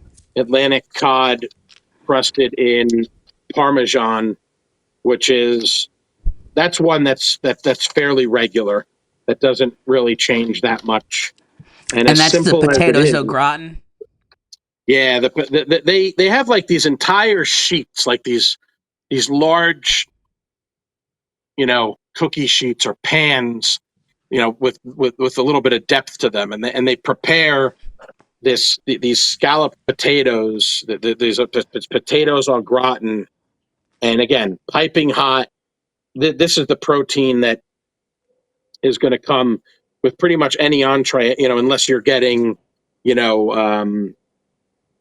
maybe a stuffed chicken with truffle fries or um, you know, one of these meat dishes, you know, like I'm one time just was seeing Nick on. Look, you're seeing the picture on camera. I'm just looking at Nick is going literally going through his 13 pages of menus to just kind of get a little bit more feel for how many different side dishes. But it's funny to see you going through. You literally have 13 pages of memories and notes here. and that's why I'm struggling at times because like I'm looking at this one because I was looking at what some of the other sides are. Well, I had this the one time. It was a beef shoulder tender with lobster mac and cheese. So in instances like that, you're going to get lobster mac and cheese instead of the potatoes, the potatoes au gratin. They've done a lamb T-bone with warm potato salad. So sometimes the sides will change, especially with the meat dishes. But you know, roasted fingerling potatoes with a prime ribeye. I mean, I could just sit here for the remainder of the afternoon, Tim, and just, I mean, I'm going to have to eat something at some point because just reading through these, I mean, we didn't even talk about um, appetizers. I mean, they have a pan roasted oyster stew. There you're looking at the charcuterie, Charlie's Gathering, cheese, charcuterie, pate, smoked salmon. Um, some of the regulars are crab salad with avocado and house remoulade, smoked Maine salmon, pate de maison, escargot, which is my father's favorite. They do one of the best fresh mozzarella, tomato, and basil pecan pesto. Um, there you're looking at these crispy fried oysters that I enjoyed the other day for lunch. They were delicious. And like I said, you know, the pan roasted oyster stew. They have a great she crab soup or crab soup, but that when I've had the opportunity to enjoy that oyster stew, it's one of the most delicious, very light, and just a couple of oysters in there, but the flavor is out of this world. That is the lunch that I enjoyed the other day. So I went in with a plan because a regular on the lunch menu at Charlie's is the flounder sautéed meuniere, which is lightly floured flounder washed in egg and sautéed in white wine, butter, and lemon. Again, served with a salad to start, scalloped potatoes, and fresh vegetables.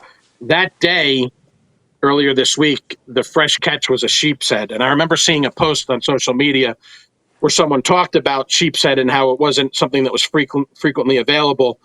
So I opted for the sheep's head. Your plan was to go in there for the flounder, and then you audibled. I had to call an audible because, you know, sometimes they throw you a curveball. And when I saw that they had sheep's head, which is like a white flaky fish, mild sweet flavor, hint of brine, you know, similar to a cod or flounder, it doesn't have a strong fishy taste, and you can get that prepared any of three ways. You can get it. You can get it prepared, grilled or blackened, and then you get a choice of three sauces: basil pecan pesto, mango vinaigrette, or my favorite, the wild mushroom sauce. And that's one that I have enjoyed many times. They've done it with the Carolina red trout. They've done it with grouper, which is delicious. Um, I'm a huge mushroom fan. I've had the monkfish pan roasted with wild mushroom sauce. Those are the three main ones that they'll do with the mushroom. But I had to American red snappers, another one. I had to call an audible because when I saw that they had the sheep's head, and the server recommended that it be prepared blackened because they have their sort of own proprietary, in-house spice blend that they use for the blackening. They've even done swordfish with the mushroom sauce. So, they kind of, they circulate these sauces, combining them with all of these different fish options. And I mean, it's incredible. Another one, North Carolina trout. I mean, that's why I love looking at these, because I've basically described every possible type of fish that they've served with that wild mushroom sauce. And for someone like myself who loves mushrooms, it's spectacular. They give you that half a lemon to squeeze on top. One of my favorite photos from Charlie's was after my family finished dinner, at a round circular table. Was everybody held their plates, like you said earlier, when you didn't think to take a photo before you ate it. Everybody held their plates in the middle of, and the only thing that you saw was, the lemon, half a lemon that either had or hadn't been squeezed onto the fish. And sometimes there'll be like a roasted, you know, plum or cherry tomato that they'll throw on there that sometimes, people think as a garnish and they won't eat it. So the only things that you saw on any of those plates other than some sauce drippings was, maybe a couple of lemon halves and a couple of, like I said, tiny little tomatoes. Charlie's Speaking of is. sauces, what is going on here? So I had to throw this in because this is an homage to our one of our favorites as football fans, John Madden, who absolutely loved talking about turducken when it came time for Thanksgiving. I had never even heard of this before, and ironically, as I flipped through this, I don't think I actually have the exact description in this list of menus that I'm looking at here. But I was here for a short trip several years ago, and when I looked at the menu, and one of the meat special was a pork duckin, I said, "What on earth is that?"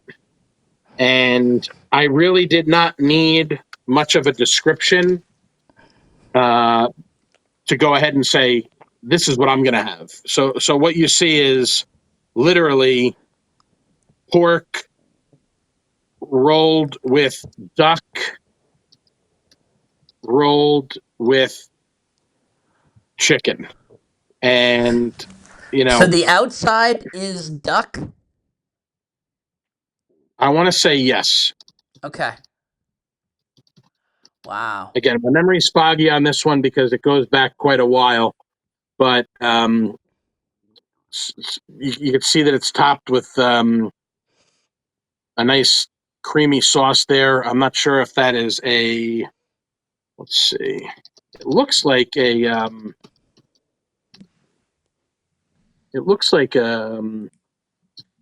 know why is the name escaping me. Of what that sauce is that they typically use on breakfast um, when they do eggs Benedict hollandaise. I don't know if Hollandaise. it's the Yes. hollandaise, but whatever the sauce was, it was very similar in texture. I'm going to kick myself for the rest of the day that I wasn't able to dig up the records on this one, but I had not heard of it before. I have not heard of it since then, and maybe one day, if I'm lucky, I'll get to enjoy it again. But I mean, just incredible creativity, um, incredible combination of textures and flavors, and it was an incredible dinner. We are just almost inching towards the 2 hour poll here. All right, so But we'll try to speed things up for the it's audience as we not go it's through not these. I don't even say it for that, but it's like because these are the sort of restaurants, the sort of experiences that warrant 20, 30 minutes to talk about. And we hope you as the listener, as the viewer, is going to be better off for this when you do try a Chez George or a Charlie's or the others that we'll bring up next. But I think that's part of what I do like about podcasts is it lets conversations breathe. When you first said, I think we'd do like 20 minutes. First of all, knowing just even knowing you a little bit, I was like 20 minutes. Like I don't I don't know if that's possible. Like Nick can you can talk straight without a breath for about 28 minutes. So I'll take that as a compliment. Most absolutely people no listen would probably have different motives for saying that, and that's okay. no I think I say that as a compliment because everything is recall and everything it's I almost feel like these memories come flashing like these synapses just like uh fire in your brain one right after the next. These memories come flooding back to you when you start talking about these places, you know. And Tim, I got good news for you as well. As we tried to figure this out, I gotta love the internet. Went over to Charlie's page, um, and I was able to find the ingredients for the porducken. They called it POR apostrophe ducken. They used a bouillabaisse stock and Carolina rice for the quail and duck confit that goes into the pork ducken and the porducken. Sorry, they made the word up. What they do is they take a pork tenderloin wrapped in bacon I and thought they I was thinking stuff it. bacon. Yeah, yeah. Yeah, they stuff it with um, duck confit.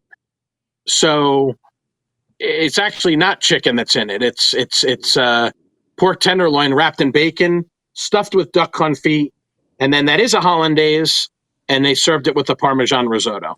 I'm going deep for this. This was they posted these pictures. One was August of 2019, and the other one more recent was New Year's Eve 2022. Okay. So these go back a ways, but this one, like I said, this was quite a few So years ago. listen, if we're we may be on the 3 year cycle. It may be every 3 years for the Portucan. So you know that would make 2025. So maybe who knows? I will let everybody know. I'll be the first to let you know if porducken ever comes back on the menu. Charlie's is also another one where they'll post something and they'll say, "This is what we're doing today as an appetizer or an entree." And you know, if I can make it, if I can swing it, sure, I'll make it happen, just like I did with River Road Cafe, like we talked about. But sometimes you just can't do it, and nothing gives me FOMO more than seeing that Charlie's is throwing a special out there, and I'm not going to be able to make it over to try it out. And I should also say the lunch is really it's one of the best lunches on Hilton Head. They have a really good Cobb salad. They have a you can get to add salmon or duck to that. They have a curried shrimp salad. They have a really good chicken salad with dried cranberries, apples, celery, pecans. They have a goat cheese salad with cranberries, pecans, and French vinaigrette, a tuna niçoise salad. They also have a burger, which they use with filet mignon. They use boursin cheese. And, you know, there are some other hits on there that people love to go. The chicken crepes, which was my lunch companion enjoyed the other day. Crepes stuffed with chicken, mushrooms, spinach, bechamel, topped with Swiss cheese. They have a beef stew, fish cakes, a daily tart, which is some savory and a puff pastry, steak frites. I mean, the lunch is spectacular. Um, Charlie's been around for a very very long time, and as well they should be. We talked about last week a low country backyard being a rite of passage. Um, I would say the same about Charlie's, and I would also say that you know they also make changes, they make improvements. So like a couple of years ago, they redid the whole outside in the front for outside dining. They did renovations very recently where they renovated the inside.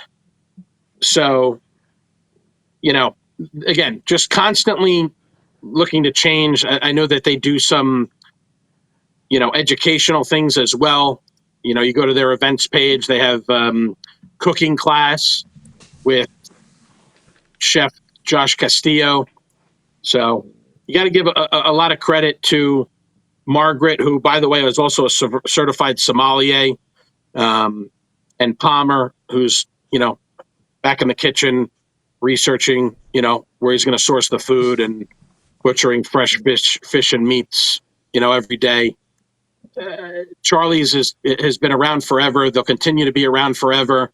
And I almost forgot to bring it up before. The desserts, pava chocolate, bread pudding, creme caramel, chocolate mousse, salted caramel turtle pie, caramel cake.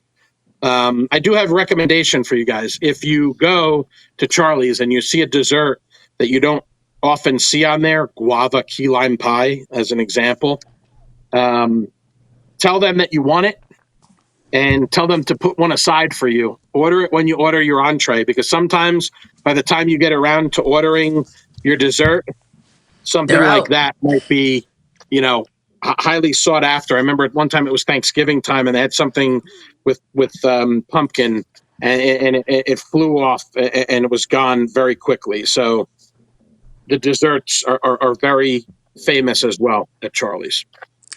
Do you want to stay on the island or you want to go over the bridge next? Let's stay on the island. Let's do one more spot. As I said, I always give out three names when people are saying they have one shot. They want to go to a really nice dinner.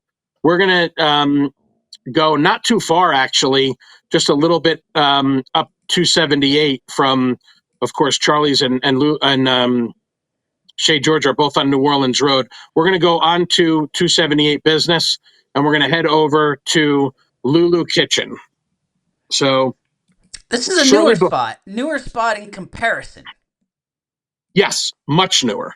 And the story behind Lulu is, before I moved here, when I was getting the planning ready and everything to come and to permanently relocate to Bluffton, I started participating in these coffee chats. This was during COVID time. So they were having coffee chats, Zoom meetings with the Hilton Head Bluffton Chamber of Commerce. And one or two of these meetings, of these Zooms, excuse me, I was introduced to Chef Scott Hastings.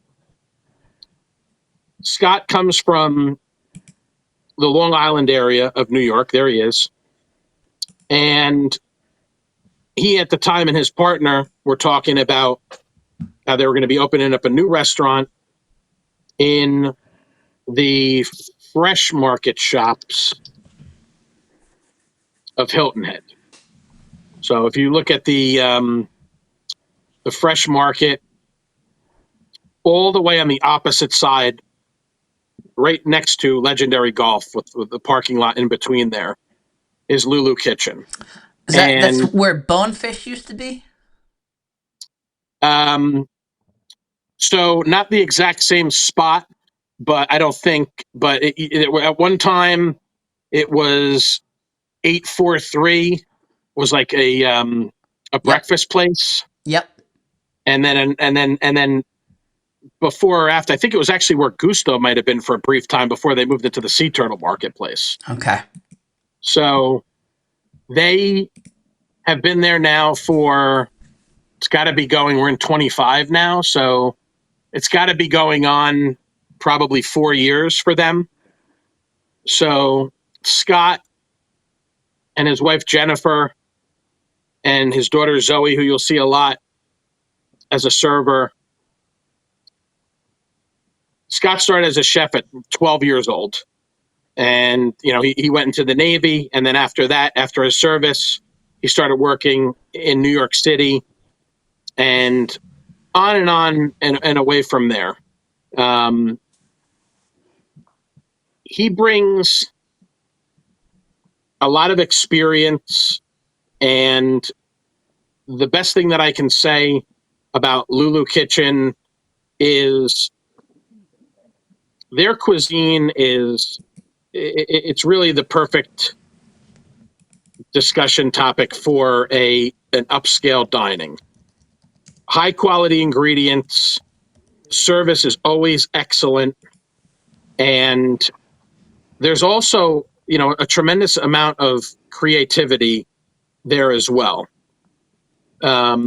It's my mother's favorite restaurant on Hilton Head, lunch or dinner.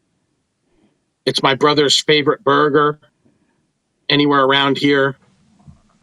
They do a great brunch, which we enjoyed for Mother's Day this past year. We dined outside, out there on the side by the mini golf. There are some Italian dishes. There are some American dishes. There are some French dishes. It goes the full range. And in addition to that, I mean, fried chicken.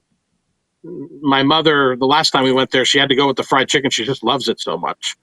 So you're looking at the fried chicken here with Is that a whipped Yukon cornbread? potatoes.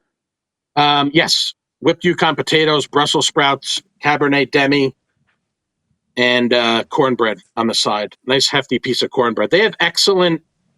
Their bread service is excellent as well at Lulu. I can't remember what they call it, but they have this beautiful, light, airy, puffy, sort of like pull apart bread that you share with the table. And top to bottom, you know, starters, appetizers, all the way through dessert. You can't miss. They redid their bar area with a buffet, with the sort of the buffet service area earlier or summertime last year. So it looks great. What you're looking at here is once again, we have a burrata. Let's see, can I find that here? Yes.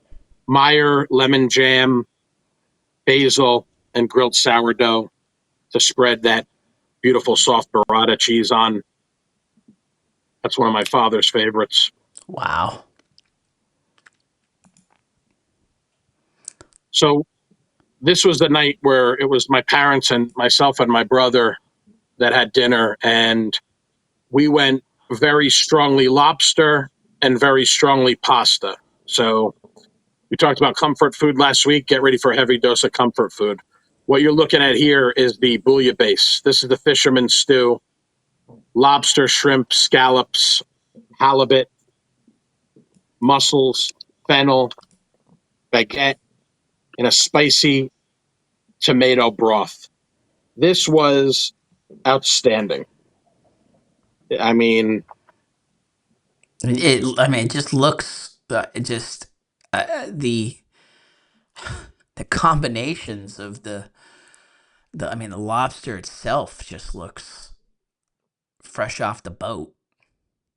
yeah, this has pretty much every type of seafood that you would want. A bouillabaisse can just have um, fish and vegetables.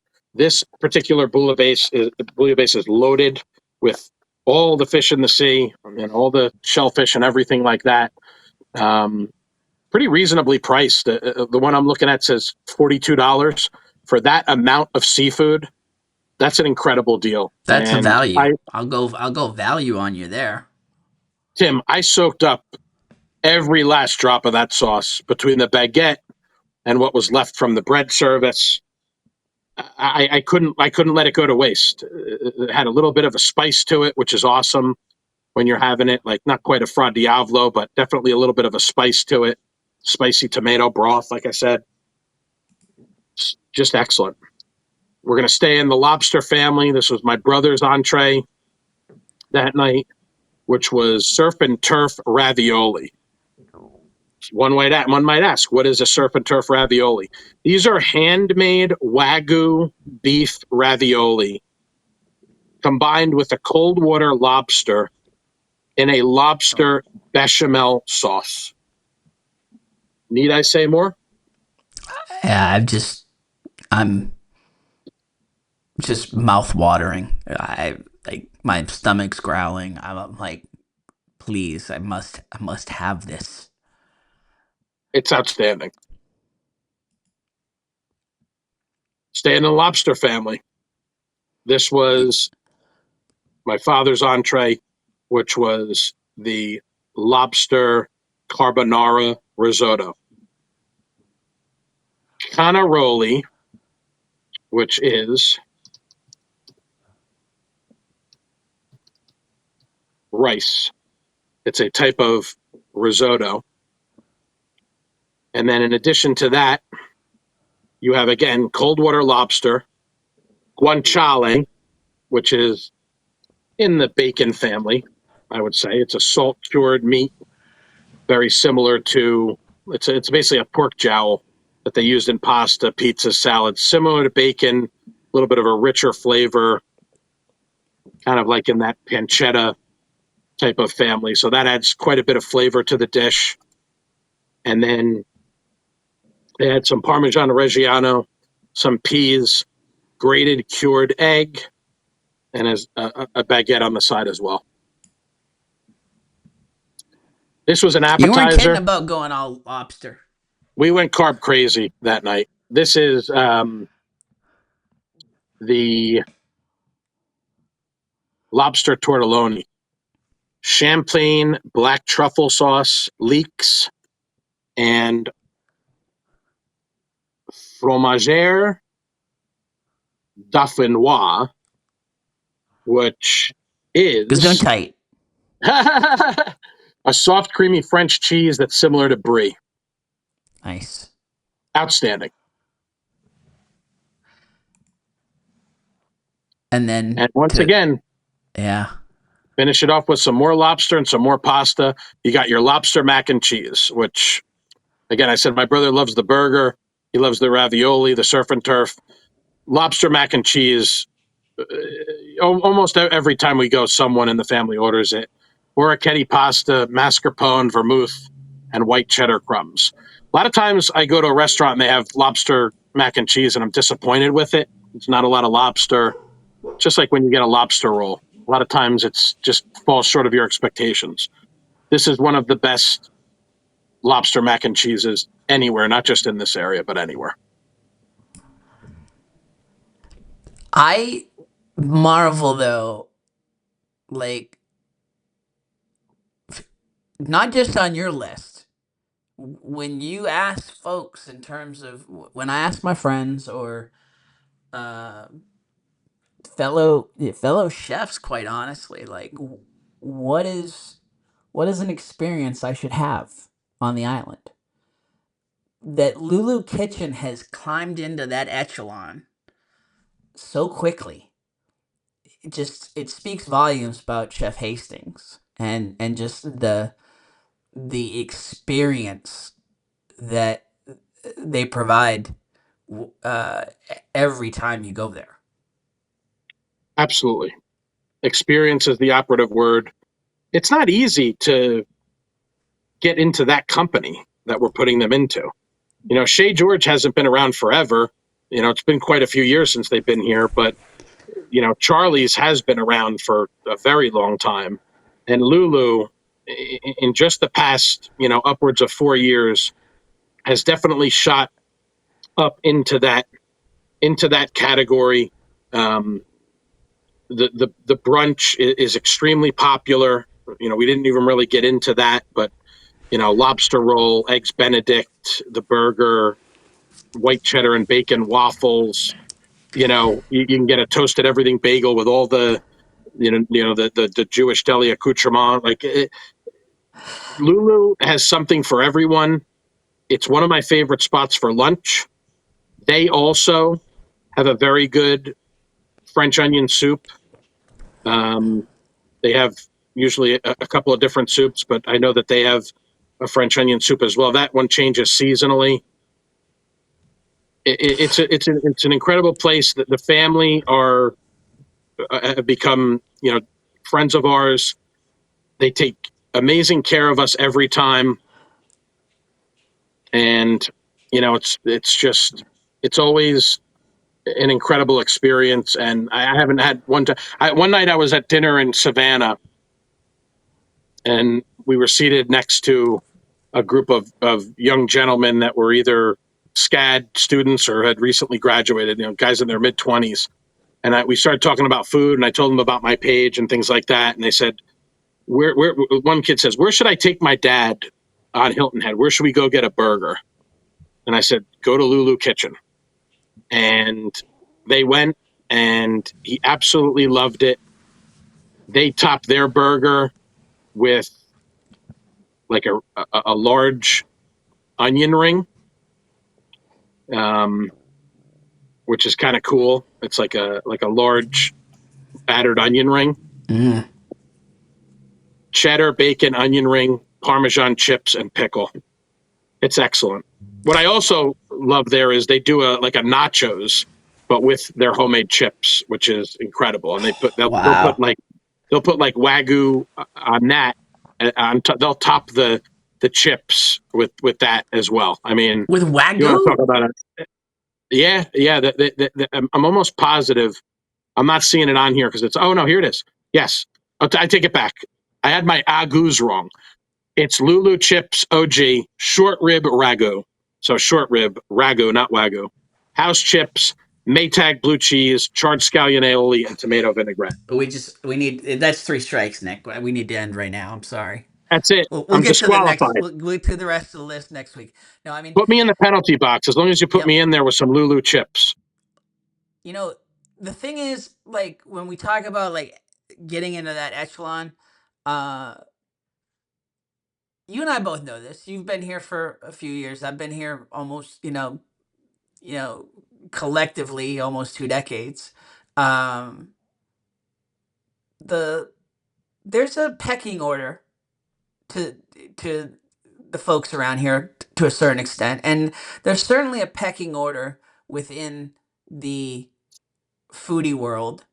And as much as these chefs do not like ceding uh, real estate at the top of that list, game recognizes game. And Scott's come in and just you have to you have to give him credit. You have to when a chef with any kind of um following or um pride, passion, when they taste a dish that they wish they'd made, they just tip their hat. And then they'll go back to the kitchen and try to make something better. That's what I love. I mean, it just it does this was one of those on this list that just kind of amazes me, because he really hasn't been here that long, but the dishes, the experience fits right in to Hilton Head, Low Country, that hominess, that unexpected, elevated uh, night out. That's what you're getting at Lulu Kitchen. Absolutely. And I also want to mention that Lulu has upcoming March 8th. They have a Stag's Leap wine dinner I don't believe it's sold out yet. So check out their socials. If you're into wine dinners, it's a pretty incredible menu. Poached shrimp and avocado amuse bouche, roast pork taquitos first course, Mediterranean black grouper second course, menage a trois duck as the third course. That's interesting. Well, hello. And fourth course, charcoal sous vide filet of beef, finishing it with a spring berry tart, each of those accompanied by a Stag's Leap wine. They're another one that they do a great job with their events. And again, nice for a Mother's Day brunch, nice for an Easter dinner. They work extremely hard. Their staff works extremely hard. They have great cocktails. The service is spectacular. Definitely have earned their stripes to be in the top echelon of upscale dining options. And when we say upscale, you know, I can go there dressed like this. Like I can wear my polo shirt that I wear for work and my baseball cap, and I can go there and have lunch. And I'm not going to dress the same way when I go there for dinner because I just wouldn't do that at that type of restaurant. But you know, upscale doesn't always necessarily mean that it's fancy. And we talk about price and value. I think that's an important thing to mention as well.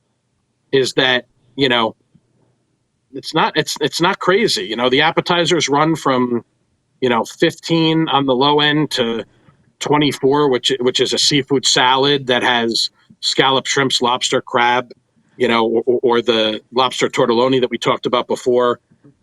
The lobster toast is a couple bucks more, but again, it's loaded with cold water lobster pate, lobster tail, lobster ginger veloute. Like these are high end ingredients, and you can still get a main course anywhere from $29 to looks like tops out at $44 for the filet. I think for again this echelon of restaurant, absolutely reasonable, and finish it with Chef Scott's key lime pie or a Godiva chocolate souffle or a lemon ricotta cheesecake. I mean, can't lose. So we're heading over the bridge now. Yeah, we're gonna pop over the bridge. We got to give some love to Bluffton in this category, correct? So Absolutely. when I think about what is the top or one of the top options in Bluffton for upscale dining, you have to talk about the Bluffton room. That's simple. Um, Not easy to get a table at the Bluffton room. You got to plan ahead. Some of the best steaks and chops that you'll get anywhere around here, and it doesn't end there. No, You can but get they are very very well known for their steaks.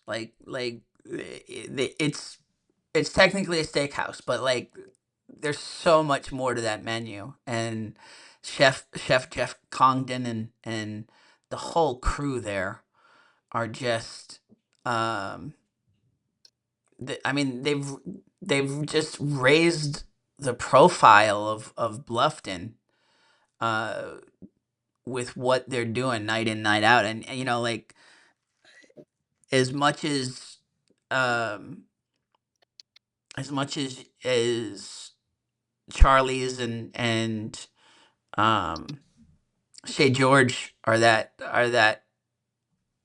Cadillac for you on the island.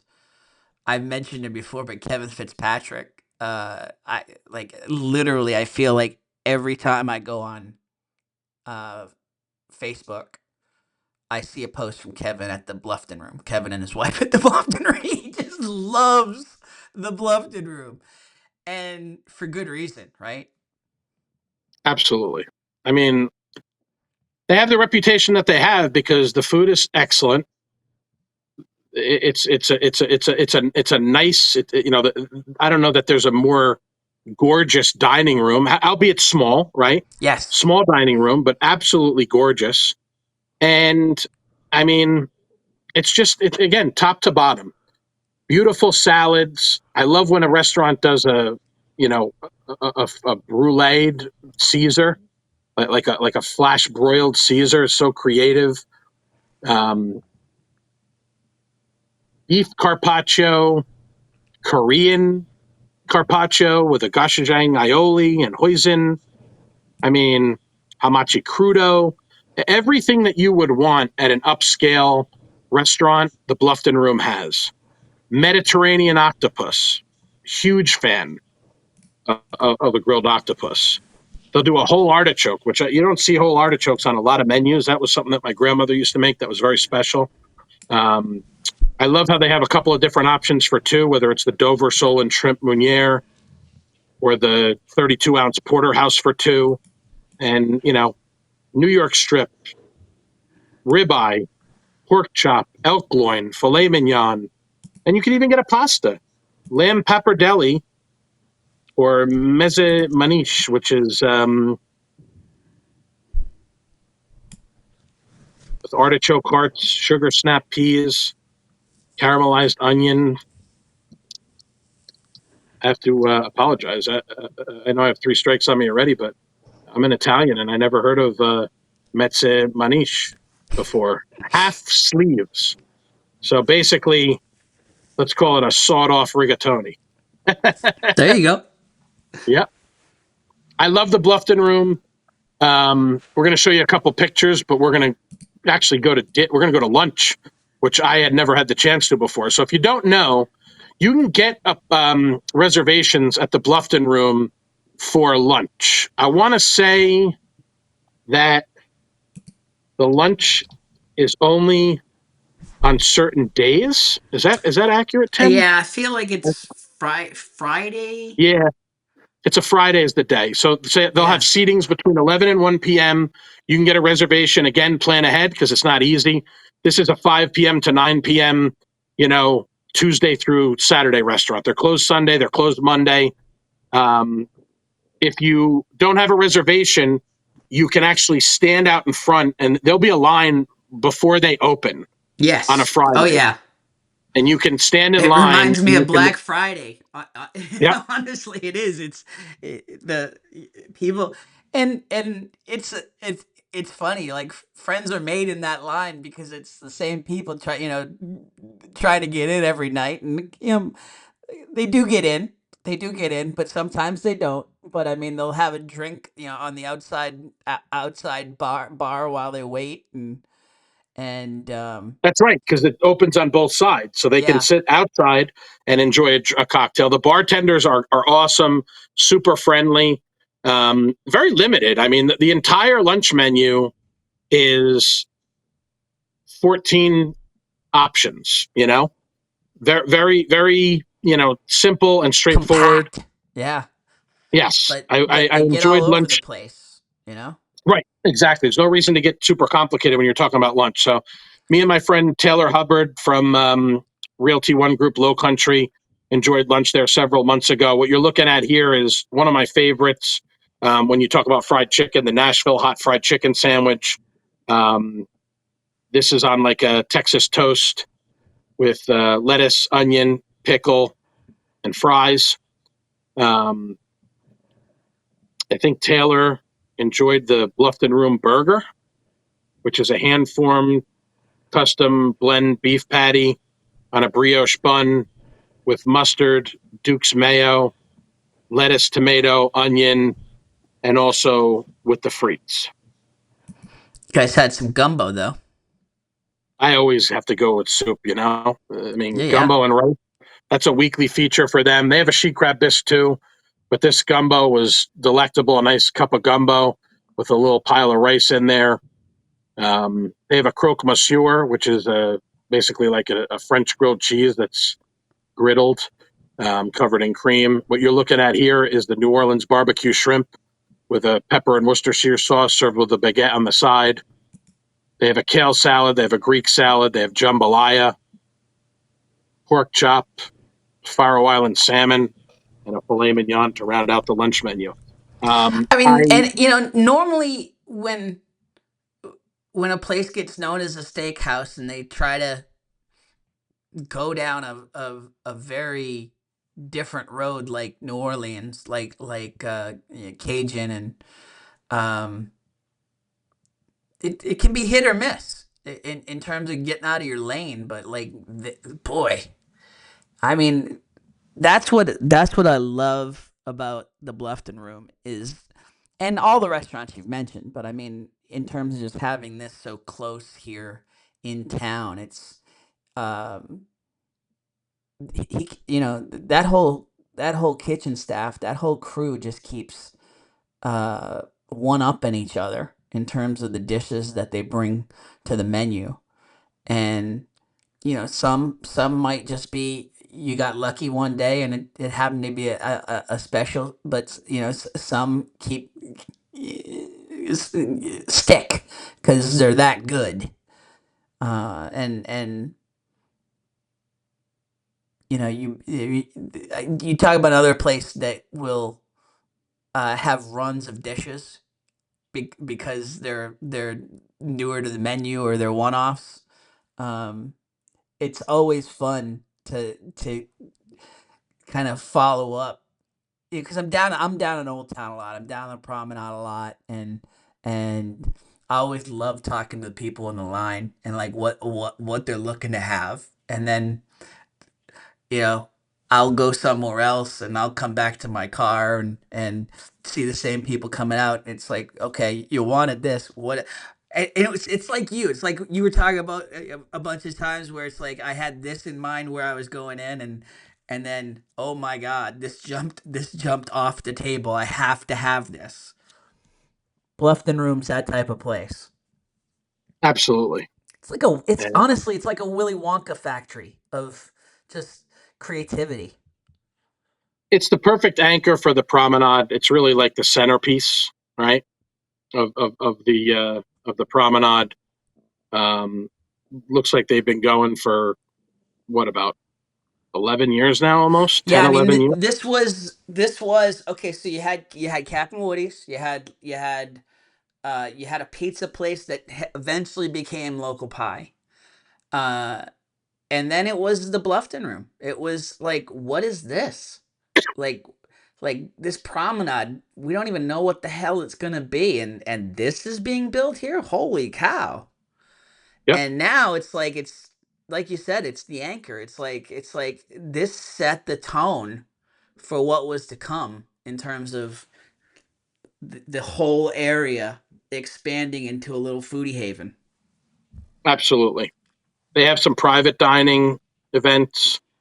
Um, they were named top 10% of restaurants worldwide for the last 5 years, and Open Table's Yeah. list of top 100 restaurants in America in 2023 and 2024. I also want to mention I missed out on some of my realtor friends went to happy hour on the rooftop, which is it's very limited. You got to kind of keep an ear out when that's going to be open.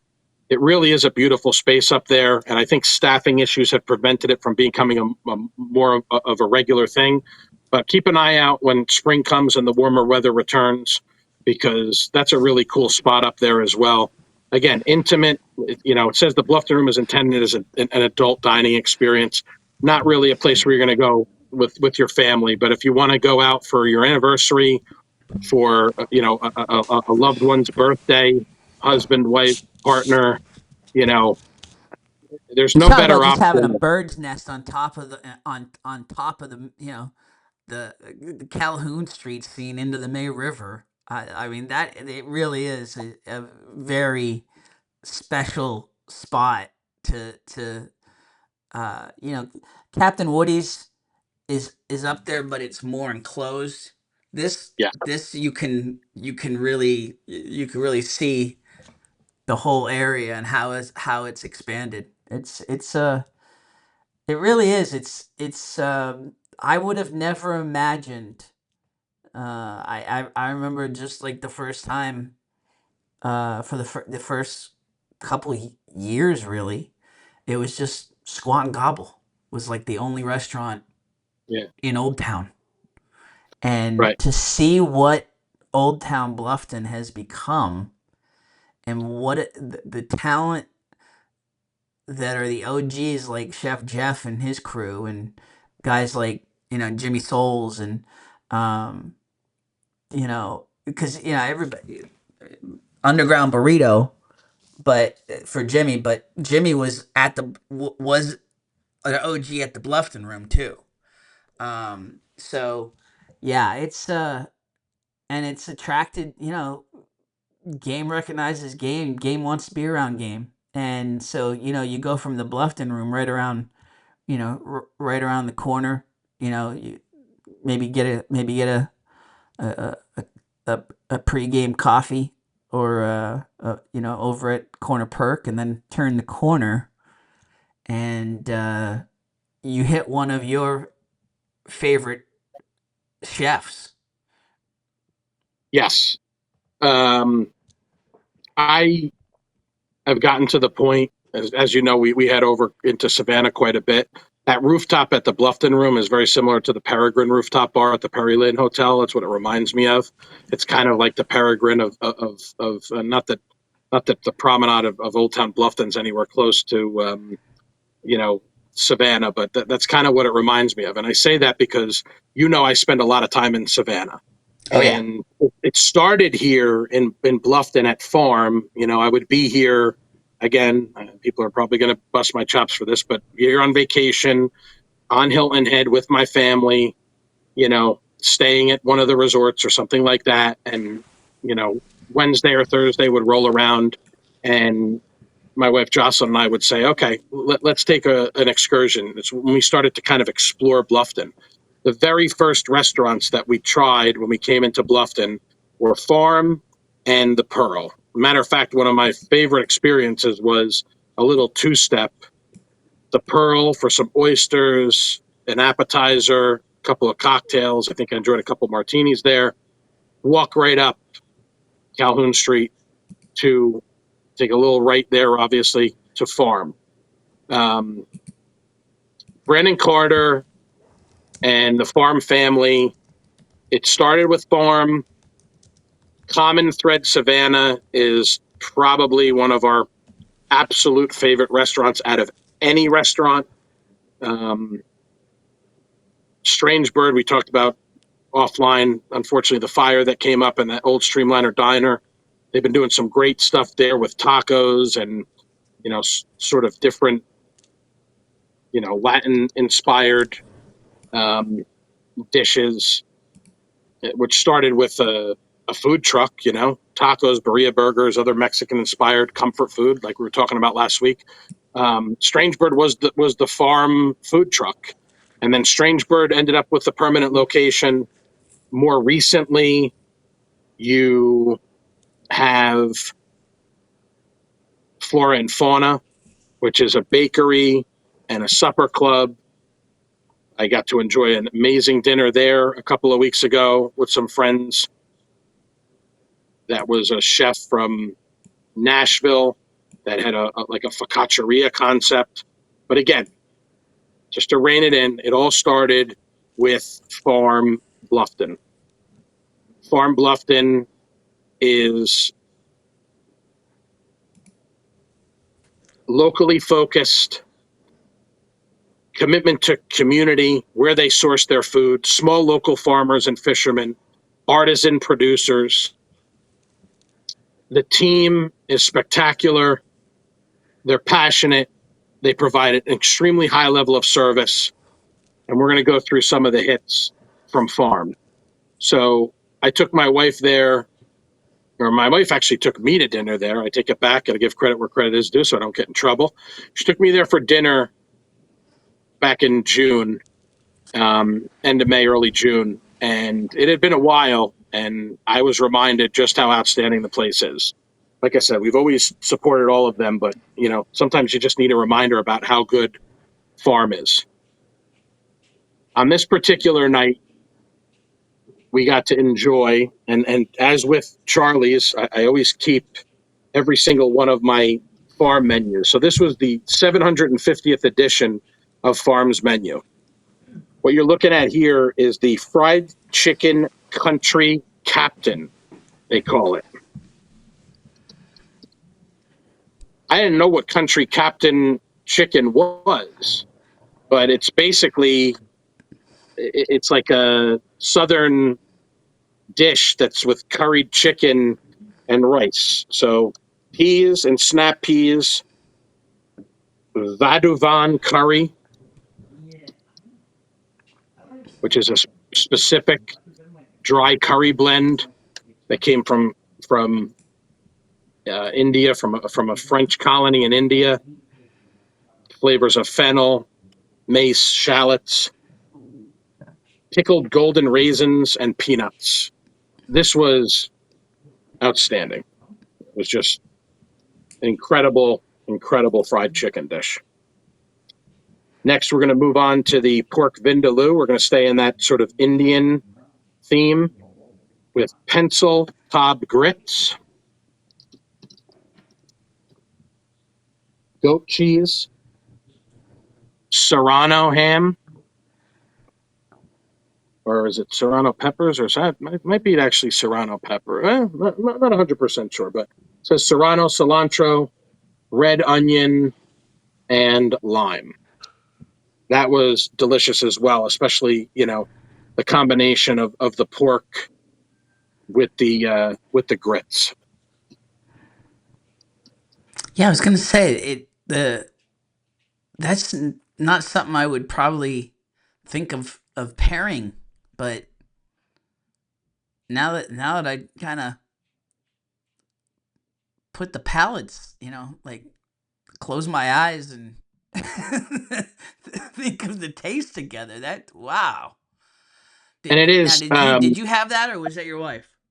no, we when we go to farm, we just order a bunch of different stuff. Either we go for the chef's tasting where they drive the car, or you just pick whatever dishes. I think one time we actually chose 12 dishes. We came home with leftovers that night. But farm is a small plates concept. So there are a couple main dishes, which the fried chicken country captain was what they would consider a main dish. But the starters and small dishes are meant to be shared. Serrano, by the way, was Serrano chilies. So that's how they Okay. prepare the grits. So apologies for that. But yeah, I mean, it's a great way to just try a little bit of everything, and a lot of times it's difficult. Like the chef's tasting. It's not that I don't trust them, but sometimes there are a couple of dishes that I definitely want, and sometimes you might be able to say, can we get a chef's tasting? Can you just make sure that they include, this or that? But really, by design, you need full table participation, and you got to kind of leave, you know. And I like to do stuff like this once in a while. I've done a tasting at Common Thread. Common Thread has a chef's counter. Like I said, Jocelyn's a big with the oyster program. They sat her right in front for her birthday. Couple of years ago at the chef's counter where they were shucking oysters the whole time and preparing crudos. So that was a real treat. Um, they do an unbelievable job. The chefs there are super talented. I met Declan there, Declan Carter, Brandon's son, when he was a server at Farm. He's running the flora and fauna now over in Savannah. Um, you're looking at here the sweet pea, spring pea, excuse me, gemelli, which is, of course, a pasta, roasted fennel cream, Parmesan, crispy garlic, and rosemary.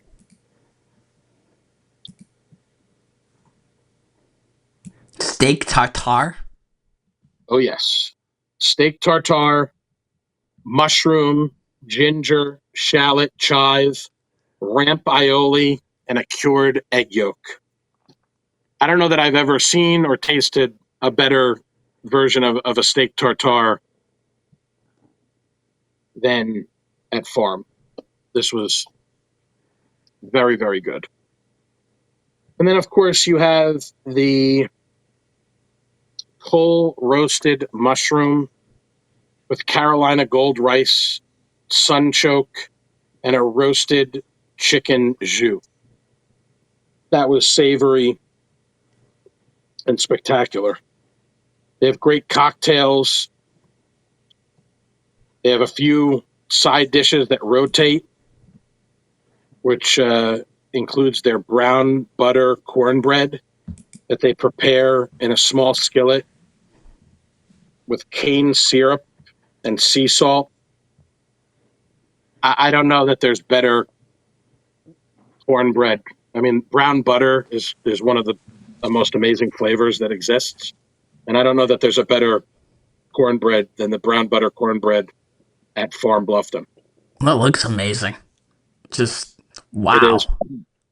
It is. And we've been talking about brunch throughout this. Shay George having a brunch, Charlie's having a lunch, Lulu Kitchen. Farm has a brunch that I have been dying to try. Um, I look at it sometimes and I see, buttermilk waffle. They have a cheeseburger that I'm sure is great, tempura fried chicken, a frittata with mushroom conserve, shrimp and grits, ham, steak, and eggs, fried bologna. I got to make this happen. You pick one main, you pick two sides, hash browns, field peas, beet salad, apple parfait, biscuits and gravy, crispy bacon, collard greens, Brussels sprouts, fried eggs, cinnamon bread pudding. I mean, it just looks incredible. So The fried bologna was really, I'm always curious when restaurants try it, because you can really go wrong, whether it's a fried bologna sandwich or this was just delectable in terms of just succulent. I would never describe bologna as succulent, but this was. Tim, did it have the as this is a sample menu because they're constantly changing. I mean, the menus that are listed on the website are 862 for the brunch and 865 for the dinner. Did it have the cheddar with the gochujang aioli? Yes. See, this is the problem. Yes. If I went there for brunch Sunday, I don't know what I would do. I would need to go with several other people because I would want to taste the waffle. I would Just want to try the pass it all cheeseburger with around. the Yeah, bacon jam. seriously. Yeah. And I guess that's kind of like I guess you could improvise and kind of do it like we have dinner there, but You even named 10 other things that I would probably want to try before the fried bologna, and the fried bologna was that special. yes, Yeah, it's definitely a spot where just pass it around. Like you said, they're small. The concept in general is small dishes to share. Not and let's not call it tapas, because they're a little bit more sizable, but yes. um They but call it's it small shareable. dishes, which I think is fair. Yeah, they're definitely shareable, and it's just the type of place, like you said, you wanna you wanna sample everything. You don't want the FOMO when you leave, and somebody's talking about the tuna crudo, or the like the you don't Look how want to. beautiful that is. I Yeah, I mean, mean it's that looks amazing. Calabrian chili, capers, preserved lemon, salsa verde. If I could impart any advice to the audience when you go to farm, I'm always someone whose eyes are bigger than my stomach, as they say. Is that the old saying? Um, some of the starters can, they'll give you sourdough with the broadhead ham. They'll give you ground nut chips with the steak tartare. Some of them, if they're tartares or things like that, they'll have toasts or crisps or this or that. Try to go lighter on, definitely try one or two of them, but just remember that, from start to finish, especially if you incorporate one of these main dishes, into the game, oh my God, duck breasts and sausage, that looks amazing. Um, just, and then they do such a spectacular job of pacing it, you know, they're going to give you these one or two to start. Then they're going to hit you with these next two or three. Then they're going to finish with this and that. And there's a very good like organization to that. I love the open kitchen concept where you can see everything that's going on in there. Um, Chef Mudu is one of my favorite chefs. I've seen him at cooking at Farm. I've seen him cooking at Common Thread. You can't miss him. Super, super tall. When I originally met him, he was actually working over at Low Country Fresh. He's incredible.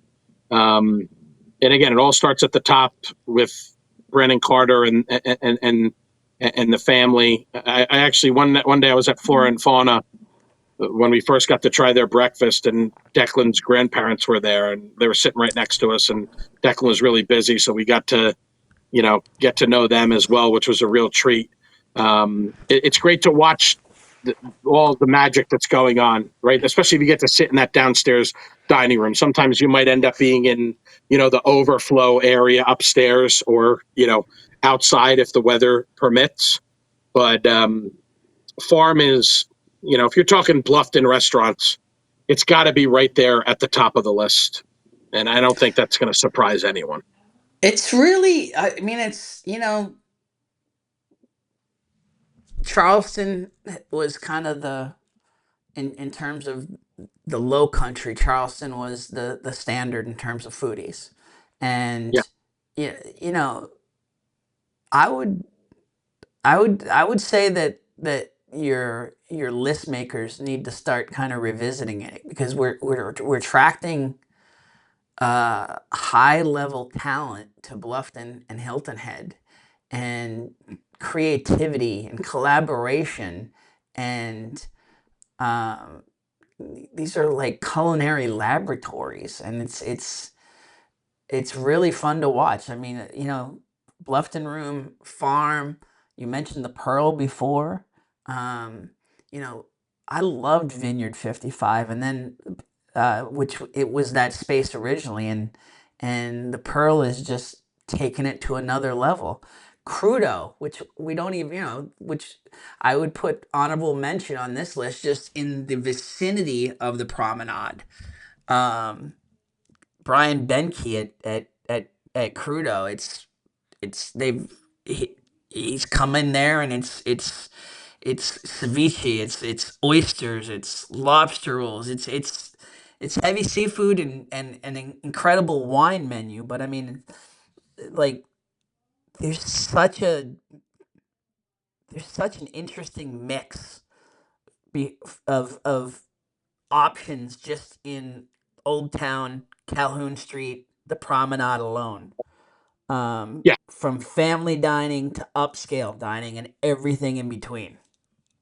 If we were doing just Bluffton, I'm sure, you know, Crudo, places like Crudo, definitely the poor Pearl would have made the list. Obviously, we're doing the whole area, so Yeah, we got to yeah, do a little bit of consolidating. I mean, if we were doing just the island, we would have talked about Sage Room, and and we'll circle back to Sage Room, in the future, because sure. that's another OG that's always been one of my favorites. But listen, I agree with you. I think that you know that farm family is bridging literally bridging the bridge to Savannah. What's the name of the bridge again? Talmadge. Yeah, it's literally bridging the Talmadge Bridge. The food scene in Savannah is incredible. There's a lot of collaboration, and a lot of competition, but good spirited competition. And you're starting to see a lot of that over on this side of the river, specifically in Bluffton, because Yeah. I know that there's 350 plus restaurants, 350 to 400 restaurants in Hilton Head. Bluffton's coming up on that like 150 mark, right? And Yep. as we continue to grow, as they continue developing and things like that, there's only going to be more and more options. But again, it all starts with Old Town. It all starts with the promenade, and you have to give Farm credit, because in this category, I don't know who wouldn't put them, one or two on the list. But again, you got new places coming to the party every day. We talked about Ocon when we talked about comfort food. Yep. They're in the conversation now, and I'm sure Radici is going to say, "Here we are Look at in a us. couple of Yeah. months." Like, You know the exactly. you And we're know not even talking about. We didn't even talk about truffles, and like no, some of exactly. these other ones, right? And like you say, like, if it's just Hilton Head, you mentioned the Sage Room. Your honorable mention on this list was top 1, 2 on my list. And it's no fault of their own. They've they the Jazz Corner has continued to be amazing throughout. It's just there's there's some other players in the mix now, but like what the Lesh family has brought to the table, picking up from the Mastellers, it's absolutely spectacular. The Jazz Corner, honestly, I only put as an honorable mention because it's just a different venue. Like you're not just having dinner. You're having dinner and you're attending a show. You're attending the first performance or the second performance of a jazz show. They've had local musicians there. They've had Pretty Darn. Shout Yeah, out Nick and Kyle. You know, it, I have to chuckle. My mom's probably going to get mad at me, but the last vacation that we had here before we moved here was in August of 2020, and it was uncertain times with the COVID and everything. And Jocelyn and I flew and did our little visit to Savannah first, and my parents and my sister drove down because they were just a little reluctant to fly during this time, and older in age and some at risk things and things like that. So that was probably the first time that we got to try. We might have been there once before, but we went there to celebrate my mother's birthday, and she cried after. Like we returned to our condo that night, and she cried because she had such a wonderful experience, all of it put together. You yeah, know, the atmosphere, and I got to give them credit. They had things buttoned up. They were at the time with the pandemic. They were taking temperatures. They were literally a well-oiled machine. Um, Ms. Masteller was there that night. She was out front when we were leaving in between the shows. It was very nice to see her. And, it's going to be dark. It's going to be, mood lighting. It's going to be, you can have a conversation, but you just kind of want to keep that a little quiet. There are a couple of seats at the bar, which is kind of cool. You're there to enjoy the show. Um, I'm pretty sure that you still have to, like the old fashioned way. You got to call, you leave a voicemail, and their answering machine or their voicemail, they call you back. Hopefully, I joke because one time I left a message that went into the ether, but that's okay. I mean, this is a highly sought after restaurant, but they're putting out some of the best food. When you're talking about upscale dining, they got a great she crab soup. They got some really nice salads. The tempura lobster tail appetizer is excellent, as are the crispy Asian spring rolls. They have drunken mussels. They have a burrata. They have filet mignon skewers. And that's not even getting into the mains. Bacon wrapped pork tenderloin, blackened ahi tuna, gorgonzola tortellini, Cajun shrimp and grits, prosciutto wrapped jumbo scallops, filet mignon, encrusted swordfish, blueberry barbecue duck. I think you're looking at this is I want to say this was a short rib short or rib. something that Yep. they were doing at the time. Yeah, it looks like you got a little bit of a barbecue glaze there, but yeah, I mean, beautiful fish. You know, you get nice big stalks of asparagus. I think this might have been a crab cake or something Mm-hmm. at the time. Again, this is going back quite a few years. Yeah. Um, but I mean, look at the presentation with the greens on top, and it's just absolutely beautiful. Just like my wife's beautiful engagement ring there in the background. um, we had a we had a spectacular dinner. We really enjoyed the show. If you have the opportunity to see a band like these guys, you mentioned the Lesh family. Martin Lesh has played there a great number of times with a I mean, number of different bands. Martin is a world. People take it for granted because Martin is just Martin, and he's just like this dude, and you see him on Facebook talking about his beloved Yankees, and huge baseball fan. You take for granted this guy is a world renowned musician that we have the joy of experiencing on a regular basis in our own backyard. And when I highly recommend, like you said, these guys, when the Martin Lesh band gets together, and they're getting together Monday, February 24th. A journey through the journey through jazz show is just and again, you're talking about a elevated musical experience combined with a once in a lifetime meal experience. Like it's almost, and you talking about your mom, it's almost sensory overload, honestly. Yes. Like you come out of there and it's like, wow, that was a night. Like Tim, I always thought of the Jazz Corner. I used to love this place when we lived in New York. I loved I because I love jazz. And there was this place called Smalls, and they're still there.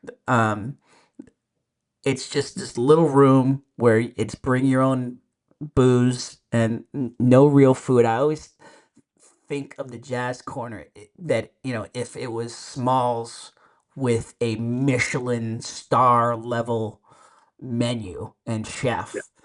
And that's what you're getting at the Jazz Corner. A couple things. Number one, people that really know food. I bring my one into the picture. Raise up those ones. We the ones. Um, excuse my wrestling fandom. Um, People might say that the Jazz Corner is the best restaurant on Hilton Head. Yeah, And you plenty you you of. probably wouldn't argue with them. That's Yeah. number one. Number two, my mistake. I'm hitting a record number of mistakes. You can book your reservations I was online just now. gonna say, like, Yes, when the Ledgers took over, they definitely elevated on the tech side. So yeah, yes. you can book online now. I literally went to the events page. I click on 9 p.m. dinner show. It says how many guests. You can actually select your table, which is incredible. So, and you're paying a $15 fee per guest, to reserve that because you're paying for the show in The addition to show, the yes, dinner. Yes, yep. exactly. Quick aside, I would pay more money than I care to admit in an auction if the winner of that auction got to take a weekend excursion to New York City with Martin Lesh to eat just Asian food. I would pay more money than I care to admit because I literally, in terms of eating Asian food specifically, I want to be Martin Lesh when I grow up. Um, I can't You talk believe about, as I we've mentioned Matt Stock before. Matt's gotten the experience of a couple times of yes, tagging along with Martin and just seeing New York through his eyes. I can't even imagine it. I just the can't. dumpling It's crew, the Yeah. dumpling crew. Usually there's a Yankee game or a Ranger game looped in there or something like that. Um, Big fans of Etang, of course. I'm flabbergasted, Tim, at this events page. It only goes to April 30th, and the amount of time that I had to scroll just to get through the shows that are scheduled for the next 2.5 months. I mean, I'm not going to take up too much time here, but Bobby I Ryder, just Levon Stevens. I Yeah. mean, they have Grammy winning artists. I, Oh I yeah. mentioned these guys; those are the local guys, but they have Grammy winning vocalists and jazz performers day in and day out at this place. Sullivan Mardi Sullivan Gras. Sullivan Fortner is coming in on March 22nd. He's a Grammy. You talk about like top level Grammy winning pianist. I just like this is what the mass sellers um, wanted to establish when they created the Jazz Corner, and to make it um a destination, and that's what Bob Masteller did. He was a amazing musician in his own right, and amazing in terms of what he did in fostering the love of music in the youth, and the Youth Jazz Foundation that he founded. Yes, Martin and Kelly have just taken that and just cradled it like it was their own baby, and have just I just I the words, like you said, like the events alone, the musical calendar in this day and age where these sort of venues are disappearing. The Jazz Corner continues to thrive and become even more of a destination place. They've put so much care into the acoustics, into the overall experience of how the dining room is laid out in relation to how you're hearing the music. It's yeah, I like you said, people will listen to this and say, and they will argue Jazz Corner to this day is the best spot for an upscale night out, and can't argue with them at Absolutely all. not. Yeah, No. I mean, again, we talk about the institutions. Tim, I'm extremely grateful for this partnership, and it's still in its infancy. And one of the many reasons for that is that um, you compliment me on my recall when it comes to these restaurants and these experiences. I like you said, I've only been here for a few years, so I love the fact that you can bring the history into this because you just told me things about the Jazz Corner and the transfer of ownership. I didn't even know that it yeah, had changed. And pardon my ignorance, but we're out here in Bluffton sometimes. Sometimes we forget. I mean, I'm not a tourist anymore. I'm not coming here and trying to hit the Jazz Corner and Charlie's and Chez George and all these restaurants, in Farm and Sunset Grill. And I'm not trying to hit all these like in a row. So we get busy and time spreads out and things like that. And I'll hear from my mom. Oh, I went to the Jazz Corner the other night and we had a wonderful time. And sometimes their social calendar is busier than ours lately, but. Um, I love to learn. I said to someone the other day, I just love to learn the history behind this stuff. And I agree with you. I know it's been a few years since I've been there. I'm really looking forward to going back. It's great to hear. I love that they've taken advantage of the technology where you can choose your table just like you're choosing your seat when you're buying a concert ticket. I They mean, deserve. Lois, the owner. I mean, Bob's wife. I mean, she is as celebrated in the jazz community as Bob was. Right. She's just. I mean, that whole family. Davy is just is every bit of a talent that Bob was. And I didn't want to bring up Bob, quite honestly, because he died tragically and he was so beloved here, and it still gets me a little teary eyed talking about him because it was just such a loss. Um, this that could have been the end of the Jazz Corner, and Lois, Davy, Martin, Kelly, they made damn sure that the legacy is firmly in place and not going anywhere. But that's going to take you going, you, the listener, you, the viewer, continuing to go and experience a place like this. That's what it's It's so about. worth it. Even if you're not a jazz fan, go check it out. You're going to have a spectacular meal.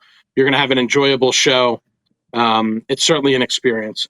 And I know we got to start to bring it home here, Tim, because we got to get out of here today. But I just wanted to give a shout out at the end. This is one that we are certainly going to come back to when we talk about steakhouses. But I've had quite a few occasions where I've been fortunate enough to celebrate a special occasion at another restaurant that's newer to the fold. It is a part of a chain, but not a chain that's local. A chain that's based up in the Midwest, up in I want to say Michigan.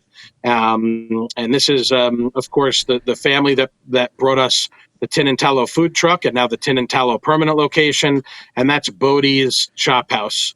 Down on the south end in the shopping center there by the Publix, I want to say, right around the corner from the Yep. new Thai Smile location, and a very sort of tucked away location, but a very cool location.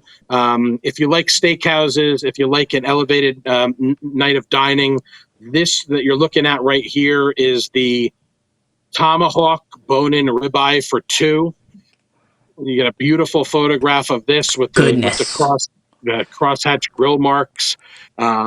What a gorgeous steak there.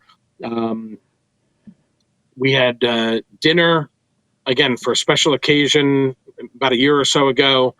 I love the bone marrow appetizer. I love the um, charred, the grilled Caesar.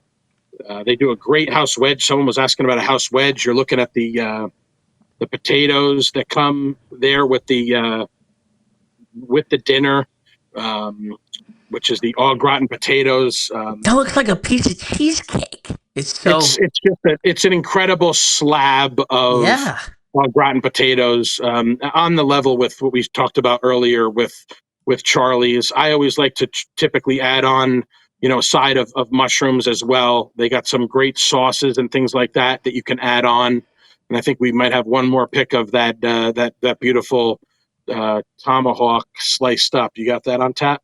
There it is. I mean, look at that, cooked perfectly.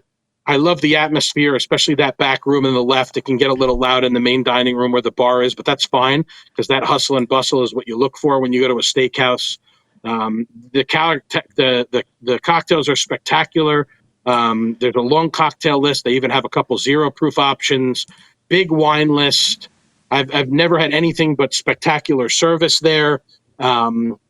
Listen, when you get into the steakhouse thing, you need to be aware. You're making a commitment here. There's not even prices that are listed on this menu. So, actually, I take it back. I opened the PDF and now there are prices on here. So you're going to get up there. You're going to get a steak that's going to be anywhere from $60 to that tomahawk that you saw. That's for two people is $115.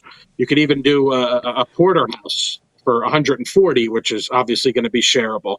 Not the most complicated menu. Again, we're focusing on steaks, on this particular thing, but you can get a Faroe Island salmon, you can get a market fish, you can get a roast half chicken, exactly what you would want in a steakhouse. And every single person that I have talked to that has gone to Bodie's has absolutely loved it. Again, just because something's a chain does not mean that it's not great.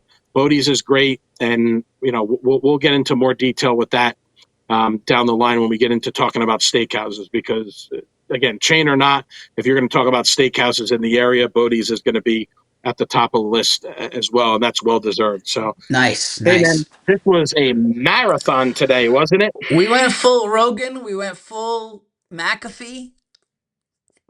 We are into McAfee bonus time now. 316. So Okay, well, um Austin 316 says let's shut this thing down because we don't want to.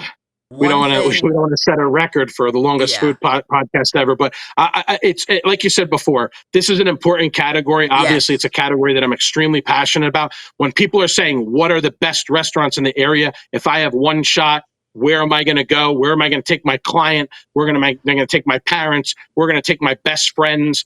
These are the can't miss spots on Hilton Head and Bluffton. So we needed to take the time, and we also were front loaded with quite a bit of news, which week Yeah, to week absolutely. it can range from light to heavy.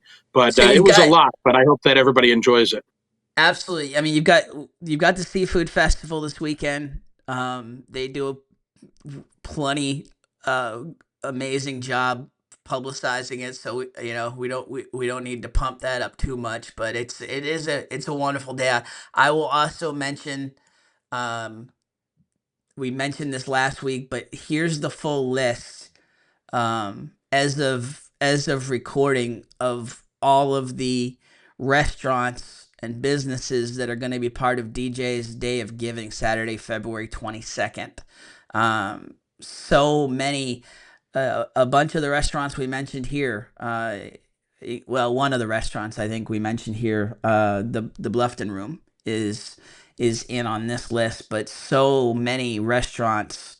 The Pearl we mentioned on here as well. The Pearl's part of this as well. So many options to try. Just a great day to be local, to eat local, to shop local, and you know some of those proceeds will go to the Live Like DJ Scholarship Fund. For more information, djdayofgiving.com. But that is a full list. I kind of pick spots. I've gone to a lot of spots, but there's still a few on this list I haven't gone to that will we'll pick out this year to try to hit. Yeah, please get out there, guys. If you're not attending the main event Saturday for the Seafood Festival, please go try to check out some of these businesses, some of these restaurants. Again, 10% of the sales is going to be going towards the Live Like DJ Scholarship Fund. It's a great cause. Should be mentioned, a lot of these. I mean, the Seafood Festival itself is for the David Carmine's Memorial, the David M. Carmine's Memorial Foundation, which was established by the Carmines, with the mission to serve the Hilton Head Island and Bluffton community while honoring their son. So this is a huge undertaking. Like you said, we're not going to get into details about this. What I can tell you is that there are tickets remaining for a number of these events this week. The one that Yes. jumped out to me was the Zero Forks Given, which is all, picture of 2 hours of nothing but pass around type food. Asado by the Sea looks amazing. Again, some of these are sold out. The Alexander's Homegrown Supper sold out. Flute and Caviar Chronicles is sold out. Eat Your Bourbon, Secrets of a Pitmaster, those are sold out. You can still get in for the Pig Pickin' and Oyster Roast Friday. I know my wife's going to be volunteering there with the Outside Foundation for the oyster roast portion. Tickets to the main event on Saturday are only $20. So there are, still plenty of tickets available. If you're not going to the Seafood Festival Saturday, check out some of these restaurants that are participating in the DJ's Day of Giving. I mean, this is an epic foodie day. Saturday the 22nd is an epic foodie day around here to get out, support great causes, and really try some amazing dishes. Yes. So, And next week, I mentioned a couple of the events that I have coming up. I can't wait to get into more details about that, whether it's the locals dinner at May River Manor or the end of winter dinner at Shea George. So we're excited to share that with you next week. Our subject for next week is going to be barbecue joints. So oh another my. Southern Oh specific topic. my. I think we're going to have a lot of fun with that one. We got a couple new ones. We got a couple. We got a hidden gem. We got one that it might be a little. I saw something a little curious about the other day. We got to double check that one's still going to be around. But yeah, I'm looking forward to that one. After that, coming up, we got some Mexican Tex-Mex bars and burgers, breakfast brunch, and then we're gonna take a trip over to the Asian side of the world after that. So plenty of more content coming for you guys. For those of you who stuck around for this entire episode, you deserve an award. But we hope that you enjoy all the information. Again, comment, keep the suggestions and the comments coming. Share this with all your foodie friends. And if you don't want to consume it on Facebook, again, the Indulgent Islander YouTube channel and all podcast platforms wherever you get your podcasts. This was a good one, Tim. Thank you. Yeah, absolutely. There's the main ones. It says coming soon there, but we are on Apple Podcasts now. So, but Excellent. really, wherever you get your podcast, you'll find us. And yeah, this was a great one. And like we said, we went long here, but like they're worth it. And we'll break this up. We'll do some we'll do some smaller clips of this episode for sure. But please get out, support these places. They live for you. That's really you know, you the foodie are the lifeblood of what all of these creative geniuses are doing. So, um, excited to spread the gospel, my friend. Absolutely. We had a lot to tackle. We had a lot to share with everyone. And yeah, I can't wait to keep this train moving along with all the events and things like that we have coming up and all the openings and everything like that are coming. We're going to start incorporating some more guests and some more content like that. And we may even have an event or two on the horizon. So stay tuned for that. Nice. All right, folks. Again, thank you for being part of the Indulgent Islander podcast. And Nick, Stay hungry, my friends.